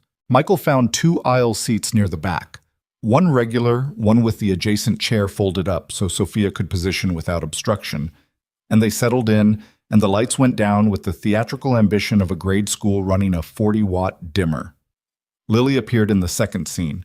She had a cardboard sign around her neck that said, "Narrator," and she held a sheet of paper that Michael was 90% sure was not the script she'd been given, but her own revised version. And she delivered her lines with the focused authority of someone who had thought about this very carefully. She was good. Not in the way parents think their kids are good at things when they're really just cute. She was actually good. Clear voice, no hesitation, a specific pacing that made the other kids' lines land better by contrast. She found Michael in the audience in the first 30 seconds, and she found Sophia a half-second later, and when she did, something happened to her face. Not a break in professionalism exactly, but a specific brightness, a registering, and then she was back to the script. Michael glanced at Sophia. Sophia was watching Lily with an expression that was fully unguarded. Not the version she brought to board meetings or galas or panel hearings, not even the version she brought to their kitchen dinners. This was something further back than any of those, something she hadn't gotten around to covering up, maybe because the room was dark, maybe because Lily's face had done something to her defenses before she could get them in place. He looked away before she noticed him looking. Afterward, in the corridor outside the auditorium, Lily found them with the velocity of a child who has been performing for an hour and is now running on pure released energy. "Did you see the part with the meteor?" she said to both of them equally without distinction. "Because I added that part. It wasn't in the original script. Mr. Huang said I could, but he was a little nervous about it." "He looked nervous," Sophia said. "He's always a little nervous. But the meteor part was more scientifically accurate. You can't do the Cretaceous extinction without the meteor. That's just..." She made a gesture that communicated the intellectual inadequacy of an extinction narrative without the meteor. "The meteor was very effective," Michael said. Lily appeared satisfied. Then she looked up at Sophia with the straight gaze she reserved for important things. "Did you like it?" she said. Not fishing for compliments, genuinely asking, making sure. Sophia looked at her for a moment. "I liked the narrator most," she said. Lily grinned. The real one, the full one, the one that was still too young to have any management on it. She took Sophia's hand the way she took Michael's hand, as a matter of logistics and affection and no particular ceremony, and they walked out through the school corridor toward the car, and Michael watched the two of them in the hallway light, his daughter and this woman who had agreed to a year of paperwork and ended up, somehow, here, and felt something he had been not feeling for weeks, carefully and with great effort, come loose in his chest. He walked behind them. He let himself have one honest moment with it, standing in a school hallway that smelled of cafeteria and construction paper. Then Lily said, "Sophia, did I tell you pterosaurs had hollow bones?" And the moment dissolved into the practical and the hallway and the night outside the school door. And he was fine. He was completely fine. He just walked faster to catch up. Victor's next move came 12 days before the end of the contract year. It came not through the board, not through the legal committee, but through a journalist, a business reporter at a publication called the Meridian Brief, which was the kind of outlet that operated in the specific territory between legitimate financial journalism and targeted corporate warfare. The article was published on a Wednesday morning, and Diane forwarded it at 6:47 a.m. with a subject line that said only, "Saw this." Michael read it in bed before he got up. It was 3,000 words. It was careful, legally careful, in the way that things written with access to legal counsel tend to be, and it made no direct claims that could be easily litigated. What it did instead was frame a narrative. It used the word alleged with the precision of a scalpel. It raised questions about the circumstances of the Sterling Carter marriage. It noted in a paragraph that Michael read 3 times that sources close to the Sterling Group had described the CEO's personal life as constructed rather than organic, and had raised concerns about whether the corporation's leadership structure was built on solid personal foundations. Constructed. That was the word they'd chosen. He went down the hall. Sophia was at her desk, which meant she'd been up since 5:15 and had probably read it the moment it posted. She was on the phone with Clara Finch, and she was using the quiet voice, which Lily had correctly identified as the real anger register. He made coffee. He waited. When she got off the phone, she looked at him, and he looked at her, and neither of them said the obvious thing, which was, Victor didn't need to win the panel. He only needed to keep the pressure on long enough. How bad is it? Michael said. Professionally? Manageable, probably. Devereaux saw it. He called me at 6:30, which means he was already up and already concerned, which means Victor talked to him before it published. She paused. Personally, the board dinner is in 9 days. If this is circulating at the board dinner, it changes the dynamics of the room. What does Clara say? That we can't sue for defamation because nothing in it is technically false. Constructed as a characterization, not a fact claim. Sources close to the company is unverifiable. She turned her coffee cup in her hands. She says the best response is no response. That engaging with it validates it. Claire is probably right, Michael said. Sophia looked at him. Yes, probably. He sat down across from her. I need to tell you something, he said. She went still. Not about the article, he said. Or not only about the article, but he thought about how to do this. He'd been thinking about it for days, and he hadn't figured out a clean way, so he was going to do it the way he'd done the panel testimony, which was just directly. The contract ends in 12 days. I know. Diane has the dissolution paperwork ready. Clara has the filing queued. I know. He looked at her. I don't want to sign them. The room was very quiet.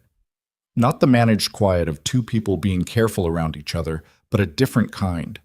The silence that happens when something has been said that has been true for a while and is finally out in the air between two people and there is no taking it back. Sophia's face did several things. He watched them happen and he did not look away because she was a person who had spent a long time having people look away from the complicated things her face did, and he was not going to be another one. Michael, she said. I'm not saying this to complicate your situation, he said. I'm saying it because not saying it would be a lie of omission, and I told you at the beginning that I wasn't interested in lying to you. The contract expires. If you want to file the dissolution, we file it. I'm not going to... He stopped. I'm not going to make this harder than it already is, but I needed you to know where I actually stand. She was looking at him with the open expression from the panel room, from the school hallway, the version of her face that hadn't been through the management system.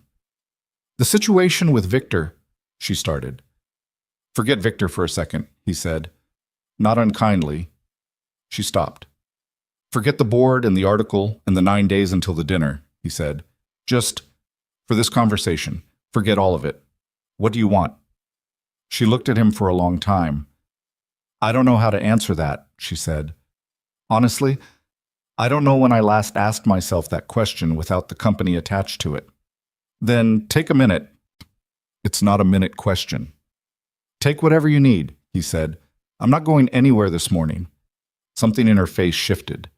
That slight dropping of degrees, the way it had the night of the gala, when he'd said she was the most certain-looking person in the room, the way it had in the car afterward when she'd said home without noticing. I know you're not, she said. And there was something in it. Not just the fact of the statement, but the specific way she said it. Like it was something she'd been noting for months and had finally decided to say aloud. She put her hand on the desk between them, not reaching for him, just there. The gesture of a person who isn't sure what gesture to make but wants to make one. He put his hand over hers. Neither of them said anything for a while. The board dinner was at the Hartwell Club, 9 days later, in a private dining room with a long table that seated 18 and a view of the park that was designed to make everyone present feel they were in the right room. Victor arrived with 2 board allies. Michael didn't know well, and the practiced ease of a man who believes the ground is shifting under someone else's feet. He greeted Sophia with the warmth that never reached his eyes, shook Michael's hand with a fractionally too firm grip, and took his seat at the far end of the table. Francis Alcott was to Sophia's left. Devereaux was 3 seats down, and he was watchful in a way that Michael clocked immediately. The evaluative watchfulness of someone who hasn't decided yet, which was actually better than decided against. The dinner moved the way these things moved: courses and conversation, the formal business of people who conduct relationships through the medium of expensive food. Sophia was precise and composed, working the room across the table the way she'd worked the gala room, but with more at stake and less margin for error. Michael talked to a board member named Harriet Sloan for 40 minutes about affordable housing infrastructure, which turned out to be Harriet's area of genuine passion and not just a dinner party topic, and he knew enough from his maintenance work to engage with it specifically rather than generally. And by the end of it, Harriet was leaning forward and had stopped being polite and was actually interested, and Michael thought that was a real conversation. He liked real conversations. He'd missed them. The article was not brought up directly. Victor brought it up indirectly, in the way Victor did everything indirectly. A reference to recent press coverage of leadership structures, a mild expression of concern about optics in a competitive market, a smoothly worded suggestion that some board members have raised private questions about stability. He was looking at Sophia when he said it. Sophia was looking back at him with the steady clarity of a person who has known someone a very long time and is entirely done being surprised by them. "I think," Frances Alcott said, with the weight of someone who does not speak until she has something worth saying, "that the panel hearing last month addressed those questions definitively. I'd be cautious about relitigating a closed matter." "Of course," Victor said smoothly. "That's not my intention." "Then perhaps we could move to the Q3 development report," Frances said. It wasn't a suggestion. Victor smiled the empty smile. He moved to the Q3 development report. Later, late in the meal, when the formal agenda had dissolved into the more fluid territory of dessert and the second bottle of wine, Devereaux came to stand beside Michael at the window where he'd stepped for a moment of quiet. "You testified at the panel," Devereaux said. He said it without preamble. "I did."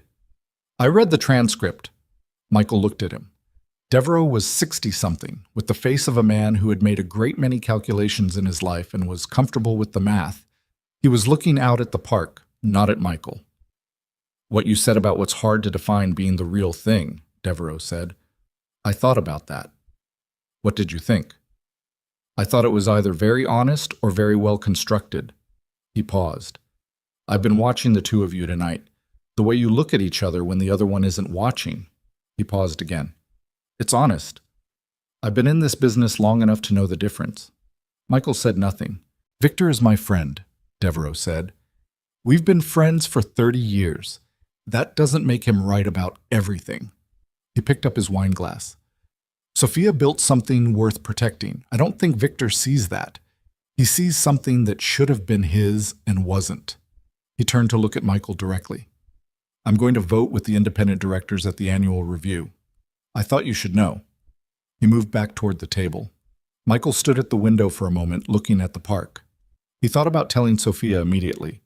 He decided to tell her later, privately, not in the middle of the dinner where the telling of it would change the calibration of the room. He had learned, living with her, that she preferred information delivered cleanly, not in the middle of performing other things. He went back to the table. On the car ride home, Lily was asleep between them. She'd been allowed to come to the dinner as a strategic decision that had also turned out to be genuinely nice, because Lily at a board dinner was exactly what you'd expect, which was a 6-year-old who had 3 conversations about dinosaurs with board members who had never previously thought about dinosaurs and left all 3 of them more engaged than they'd expected. She'd fallen asleep sometime around the drive uptown and was now slumped against Michael's shoulder with the profound unconscious confidence of a child who trusts the surrounding world completely. Sophia was looking out her window. "Devereaux is with us," Michael said quietly. "He told me at the window. He's voting with the independents."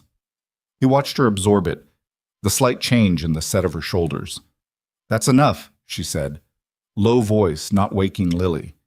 "With Frances and the independents, that's a blocking position. Victor can't force a vote to the floor." "I know." She looked at Lily, then at him. "It's not over," she said. "No," he said, "but tonight it's close enough." She looked at him. In the dark of the back seat, with Lily warm and heavy against his shoulder and the city moving past outside, she looked at him the way she had at the panel. Nothing managed, nothing calibrated, just the person underneath all of it, looking straight at him. "I've been thinking about what you asked me," she said. "What I want. separate from the company. He waited. I'm not good at this part, she said. I want to be clear that I know I'm not good at it. She stopped. I've been so far inside the parts I'm good at for so long that the other parts have gotten, she looked for the word, rusty. That's not an excuse, it's a disclosure. I know, he said. You deserve someone who isn't rusty at this. I don't know what I deserve, he said honestly. I know what I have, and what I have is better than anything I planned for. She was quiet. I have a daughter who's asleep on my shoulder, and a drawer that opens properly, and someone who rearranged the dinosaur from the drawer to the windowsill instead of throwing it away, he said. The rest of it we can work out. She looked at him for a long moment. Then she looked out the window again. But she shifted, fractionally, barely perceptibly, toward his side of the seat. He felt it. He didn't say anything. Marcus drove. Lily slept. The city moved past in its indifferent brightness. 3 days after the board dinner, the dissolution paperwork arrived. Diane had it couriered to the penthouse on a Tuesday morning, as she'd been instructed weeks ago when the timeline was set, because Diane was thorough and the instructions had said 12 months, and 12 months was what the calendar said. It was a thin envelope, 3 sheets. Michael's name was on the outside. It sat on the kitchen counter for the entirety of Tuesday. Neither of them mentioned it. Lily walked past it twice without noticing, which was the pure obliviousness of a child for whom a legal envelope on a counter has no register of meaning. Wednesday morning, Michael picked it up. He held it. He thought about the kitchen in his old apartment, the math he'd done over and over on that table, the ghost rectangle of tape on the door. He thought about what he'd said to Sophia and what she'd said back, the rusty parts, the disclosure of it, the honesty of a person who is trying hard at something they're not sure they know how to do. He put the envelope back on the counter. He went to find Sophia. She was at her desk, which was where she always was at 8 in the morning, and she looked up when he came in, and she saw his face, and she set her work down. The paperwork's here, he said. I know. I meant what I said. I'm not signing it. She looked at him for a long moment. That complicates things, she said. Yes. Legally, structurally, the original agreement is a document, he said. Documents describe the beginning of things. They don't have to describe the end. She pressed her lips together. She looked at the desk, then at him. I have a board to manage, she said. A brother who is going to keep coming. A company that takes everything I have most days. I know. I'm not easy to... She stopped.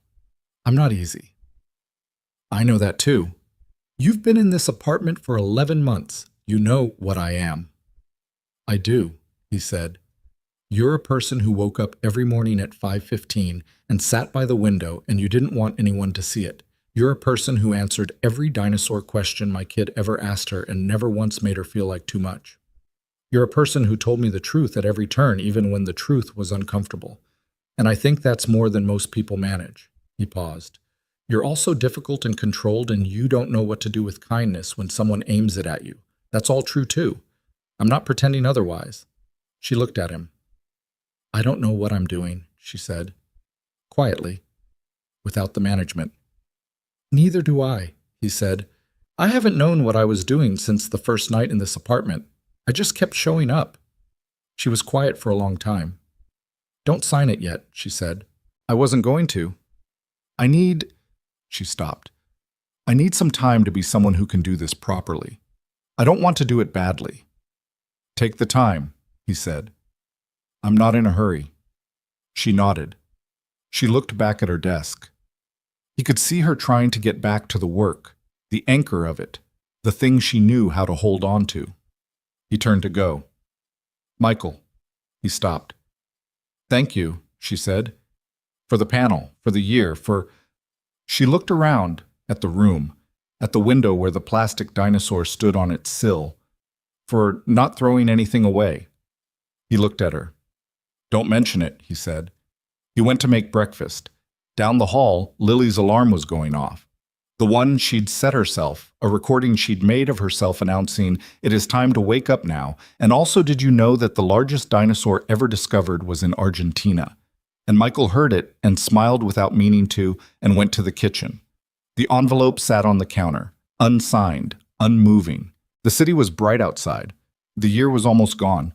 What was left of it still had work to do. The envelope stayed on the counter for 11 days. Nobody moved it. It developed a kind of gravitational presence, the way certain objects do when they carry weight beyond their physical mass. Michael walked past it every morning to make coffee. Lily walked past it twice a day without registering it. Sophia walked past it in the evenings, and she never looked at it directly. But her not looking at it was itself a form of attention, the kind you give things you've decided to keep in your peripheral vision. On the 11th day, Lily picked it up. She was looking for a pen.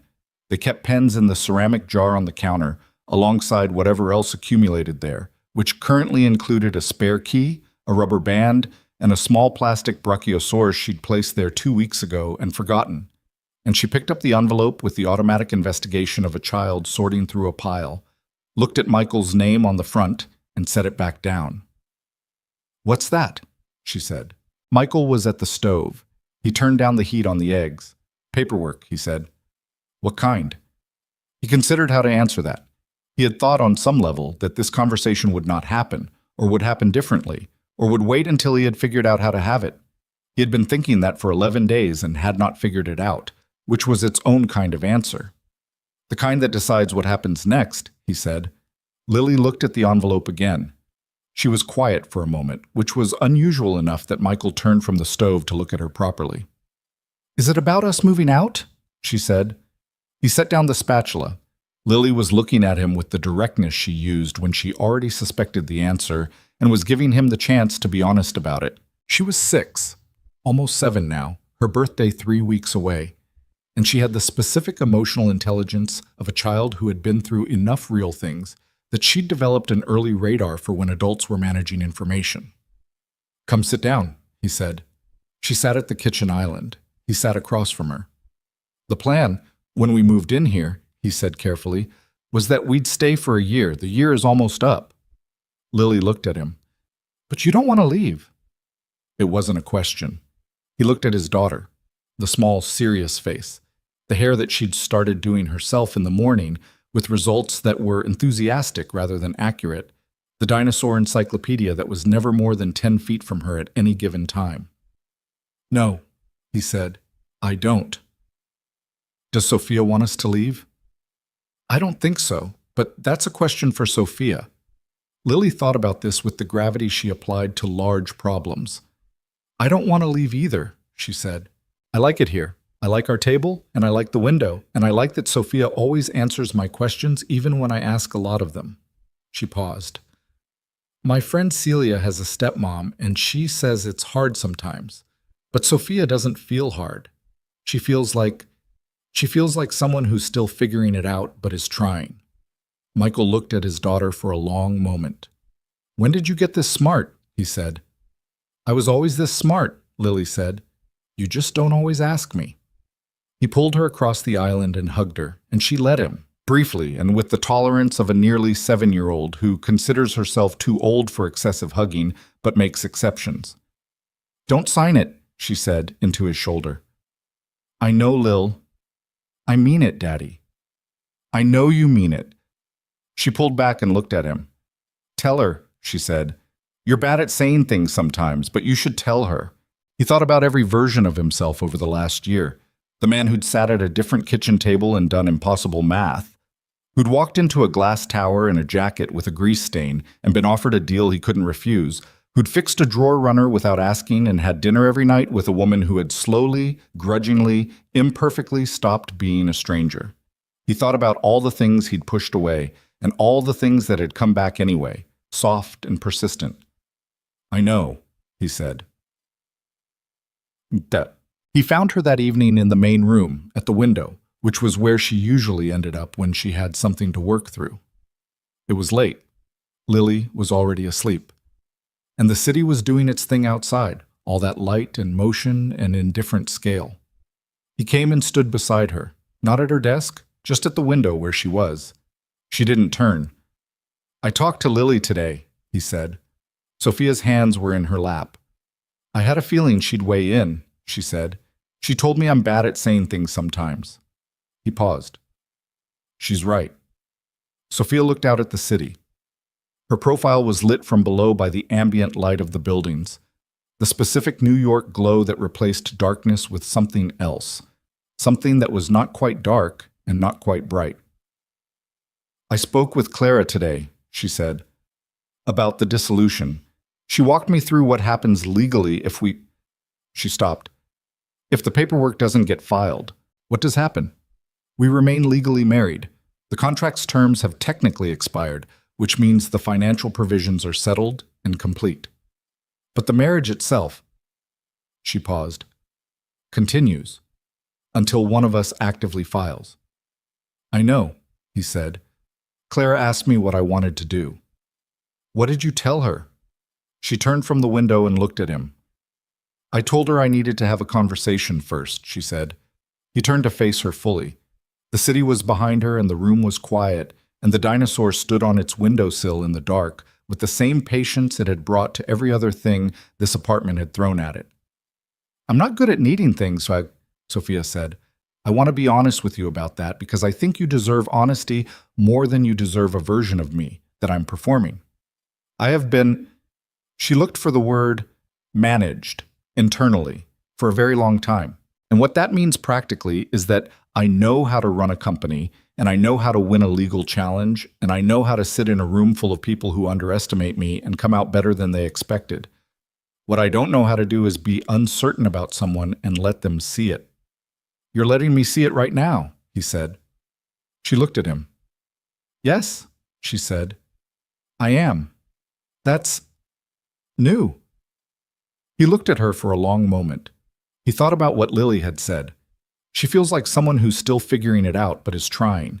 He thought about how children see things that adults work very hard to make invisible, and how sometimes the visibility is the truest thing in the room. I'm not asking you to be different from what you are, he said. I've been here 11 months. I know what you are. I'm asking you if what you are wants to stay in the same space as what I am. She was quiet. That's the question, she said. That's the question. She turned back to the window. He waited. He had gotten good, this year, at waiting. When I was 22, she said, and the accident happened. The one that put me in this chair. I made a decision. I decided that needing people was the most dangerous thing I could do, because needing people means they can leave. And when you're dependent on a wheelchair for basic mobility, the fear of people leaving is very specific, very physical. It sits in you differently than it sits in people who can just get up and follow. She paused. So I built a life where I didn't need anyone. And I told myself that was strength, and it looked like strength from the outside and from the inside for a long time too, until it started looking like something else. Michael didn't speak. He let her have the room she was making. Lily makes it look very easy, Sophia said. There was something in her voice, dry but also not dry, something that was trying to be dry and not entirely succeeding.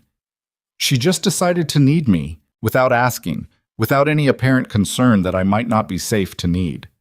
She stopped. I've been thinking about that, about what it costs a person to decide that someone is safe without having proof first. It costs something, he said.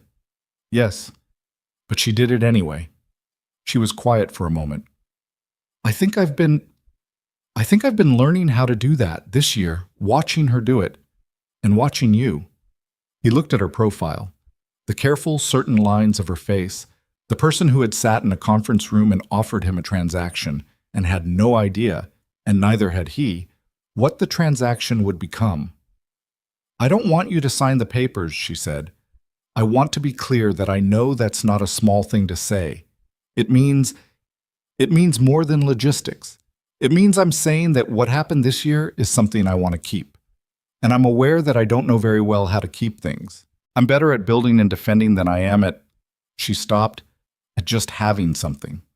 You kept the dinosaur, he said. She turned to look at him. From the drawer, he said. You put it on the windowsill. You've been keeping it for months. Something happened in her face. A movement, complicated and human and not managed at all. That's a very small thing, she said. It's a very Lily thing, he said. And you kept it. She looked at him for a long moment, and then she laughed. The real one, the unguarded one he'd first heard through a wall, but here now in the room with him, aimed at him, and it was better from the inside. "Okay," she said. "Okay," he said. He reached over and took her hand where it rested on the arm of her chair. She looked at their hands, and then she looked at him, and this time she didn't look away. Let's see. The envelope went in the recycling on a Thursday morning. Not a ceremony, just Michael picking it up while he was clearing the counter, looking at it for one final moment, and putting it in the recycling bin under the sink while Lily ate cereal and narrated the dietary habits of the Ankylosaurus. And Sophia read the morning financial pages with one hand wrapped around her coffee cup. Lily noticed. She looked at the recycling bin and then at Michael, and he gave her a small nod, and her face did the full voltage version of the grin she usually kept more controlled. The one she couldn't manage, the one that was just purely glad. She went back to her cereal. The Ankylosaurus, she announced to the room, was basically a living tank. Its tail club could break bone, and it ate plants, which I think says something interesting about not judging what something is capable of based on what it eats. Sophia lowered the financial pages and looked at Lily over the top of them. "Is that a metaphor?" she said. "Maybe," Lily said serenely. Michael poured himself coffee and sat down at the table that had become their table. In the kitchen that had become their kitchen, in the apartment that had started as a transaction and become the truest thing in his life by the kind of slow, imperfect accumulation that nobody plans for. He thought about all the things that no one tells you about the year you don't see coming. The year that arrives as an eviction notice and a phone call from a woman in a wheelchair who needs a husband for 12 months and will change what you mean by the word home. Nobody tells you that those years exist. You have to walk into them not knowing, which is the only way they work. He looked at Sophia over his coffee. She was back to the financial pages, her hair unbound the way she wore it in the mornings now. She'd stopped putting it up until she had to leave the apartment, one of the small private things that had been happening without announcement. She felt him looking and glanced up. "What?" she said. "Nothing," he said. She held his gaze for a moment and then looked back at her pages, and the corner of her mouth moved. Not quite a smile. The thing she did that was better than a smile because it wasn't performed. Victor's final move came 2 weeks later, and it came not as a board challenge or a leaked article or a legal filing. It came as a phone call from Victor himself to Michael's cell, which meant Victor had obtained the number through means Michael preferred not to think about, and which happened on a Sunday morning while Lily was at a birthday party for her classmate, and Sophia was on an overseas call with a development partner in Singapore. "Mr. Carter." Victor's voice was exactly the same as it had been every time. Warm, smooth, the affability of a man who has decided warmth is a useful instrument. "I hope I'm not interrupting." "You are," Michael said. "But go ahead." A brief pause. Victor recalibrating. "I'll be direct. I've been reflecting on the situation. I believe we both want what's best for the company and for my sister." "Do we?" "I'm prepared to withdraw any remaining challenges," Victor said. "Fully. No further motions, no press inquiries, no board maneuvering. Clean slate." Michael looked at the window where the small dinosaur stood on its sill in the December light. "In exchange for what?" he said. "A conversation. Between you and me. About the long term. Specifically," Victor paused, "about your position in Sophia's life, whether it's sustainable, whether what you're building is genuinely what you think it is, or whether it's a man who was in desperate circumstances making a decision that made sense in those circumstances and now can't find the door." Michael was quiet for a moment. "That's a very careful way of saying what you actually mean," he said. "What do I actually mean?" "You mean you think I'm staying for the money, or for the stability, or because leaving is harder than staying once you're already in it. You mean you think I'm not actually what I said I was at the panel, and if you can get me to admit that privately, you have something you can use." He paused. "How am I doing?" A silence, longer than Victor's usual pauses. "You're perceptive," Victor said. Finally, a sentence that rang real. "I've been watching you work for a year," Michael said. "You get more obvious up close." He looked out the window. "Victor, I'm going to tell you something, and you can do whatever you want with it. I didn't plan to fall for your sister. I didn't plan any of this. I planned a transaction that would keep my daughter off the street, and I got something else entirely. I got a year of watching a remarkable person be underestimated by everyone around her, including sometimes herself.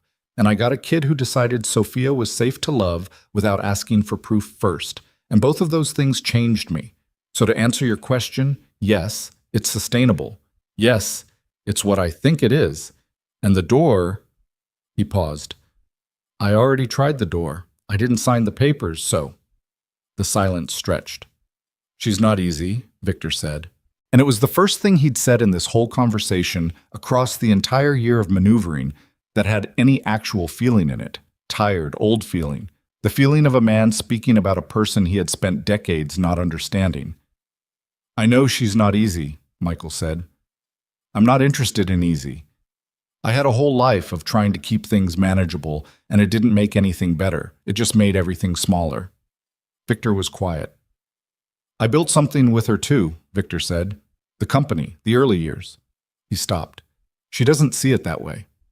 I think she does, Michael said. I think that's actually the problem. She sees it exactly that way, and it makes what you're doing hurt more, not less. Another silence. This one felt different. The silence of a person encountering a version of the truth they hadn't held from this angle before. Tell her, Victor started. Stopped. Tell her yourself, Michael said. He ended the call.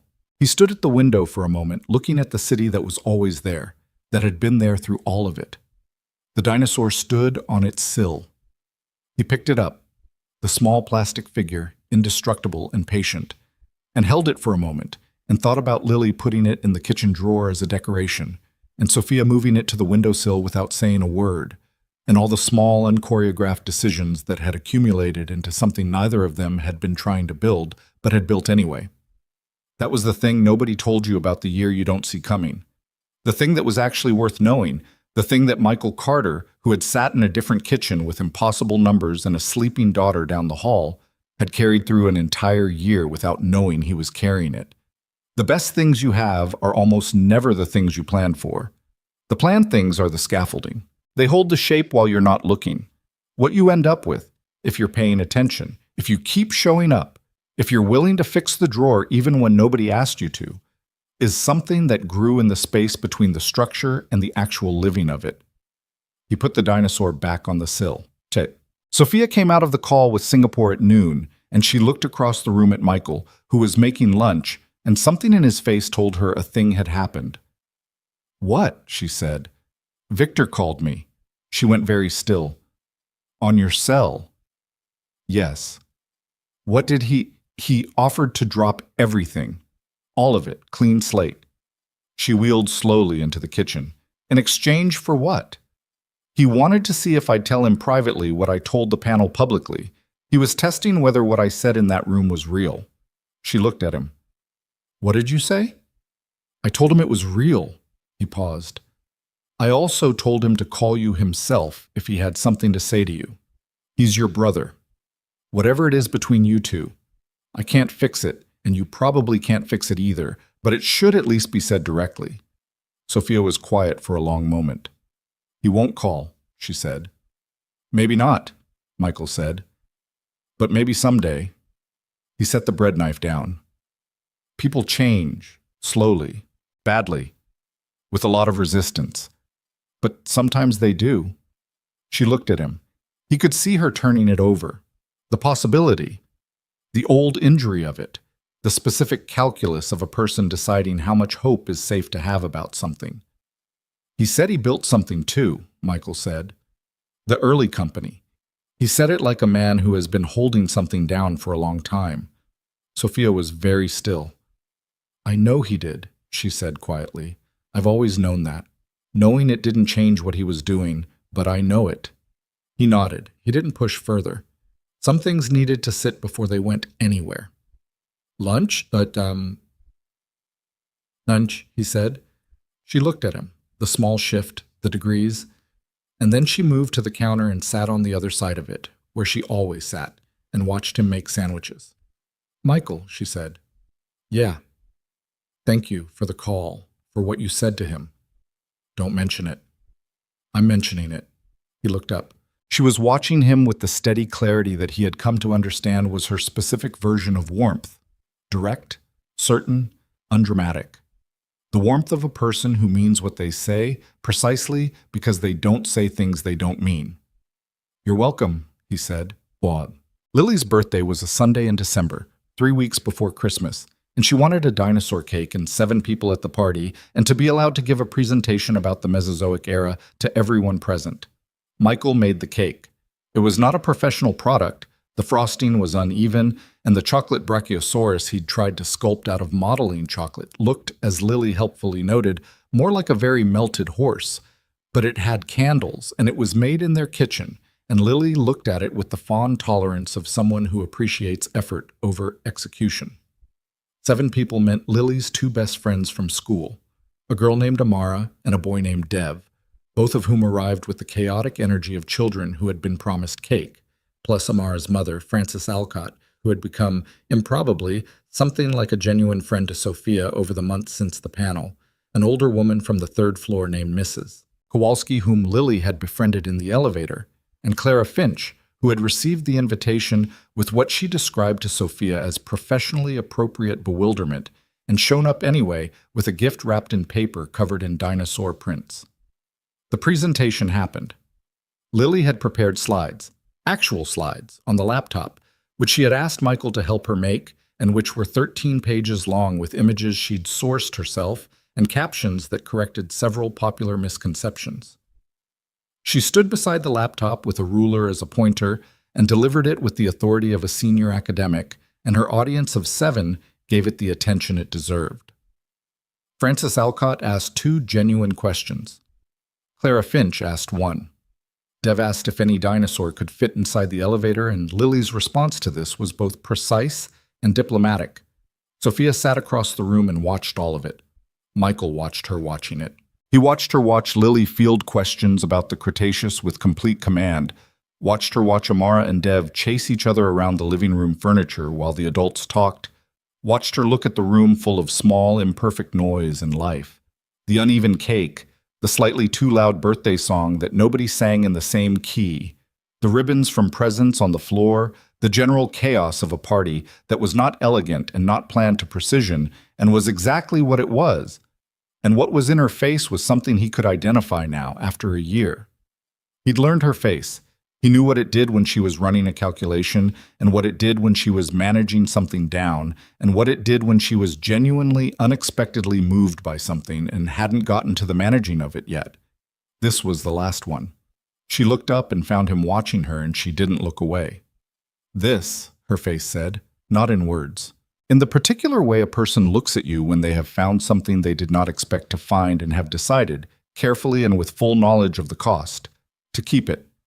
He nodded, very slightly. She looked back at the room. Lily blew out her candles. 7 of them, which took 2 breaths, which Lily declared was technically still 1 birthday wish divided across 2 exhalations and was therefore still valid. What did you wish for? Amara asked. You're not supposed to say, Lily said, but I'll give a hint. I wished for something that already started happening. Michael cut the cake. The melted horse Brachiosaurus got the first slice, which Lily considered appropriate and possibly symbolic. But after the guests had gone and Lily was in her room surrounded by new books and a set of articulated dinosaur figures that Frances Alcott had chosen with suspicious accuracy, and the kitchen was mostly cleaned, and the apartment had settled back into the quiet it kept for itself at the end of days, Michael found Sophia at the window. He came and stood beside her. They stood for a while without talking, the way 2 people stand together when they no longer need the talking to fill the space, when the space itself has become something that belongs to both of them. She wished for us, Michael said. I know. She'll tell us tomorrow. She can't keep things to herself for more than 12 hours. I know that too, Sophia said, and the corner of her mouth moved. Outside, the city was doing what cities do at night in December. The specific brightness of it, the cold air making the lights sharper, everything slightly more vivid at the edges. From this high up, the street sounds were distant, abstracted, just the shape of the city, ongoing. "I want to say something," Sophia said. He waited. "I have been the kind of person," she said carefully, "who measures everything before committing to it. I have been that person for a long time because being that person kept me safe and kept the company viable and kept the things I built from being taken from me. And that is not going to change entirely. I am still that person. I don't know how to be fully someone else at 30 years old, and I don't think you'd want me to be." "I wouldn't," he said. "But," she paused, "this year I built something without measuring it first. I didn't plan it, and I didn't control it, and it happened in the space between all the things I was managing, and I looked up one day and it was there, and it was real, and it was the most real thing in the apartment." She looked at him. "I'm not good at saying things like this." "You're saying them," he said. "I'm trying." She held his gaze. "I don't want the transactional version of us. I know that's how it started. I know that's what's on paper. I want to try the version where there is no paper, where it's just—" She gestured at the room, at the apartment, at all of it. "This." He looked at her. This woman who had sat across a conference table and offered him a deal, and had turned out to be so much more complicated and human and difficult and worth knowing than the deal had described.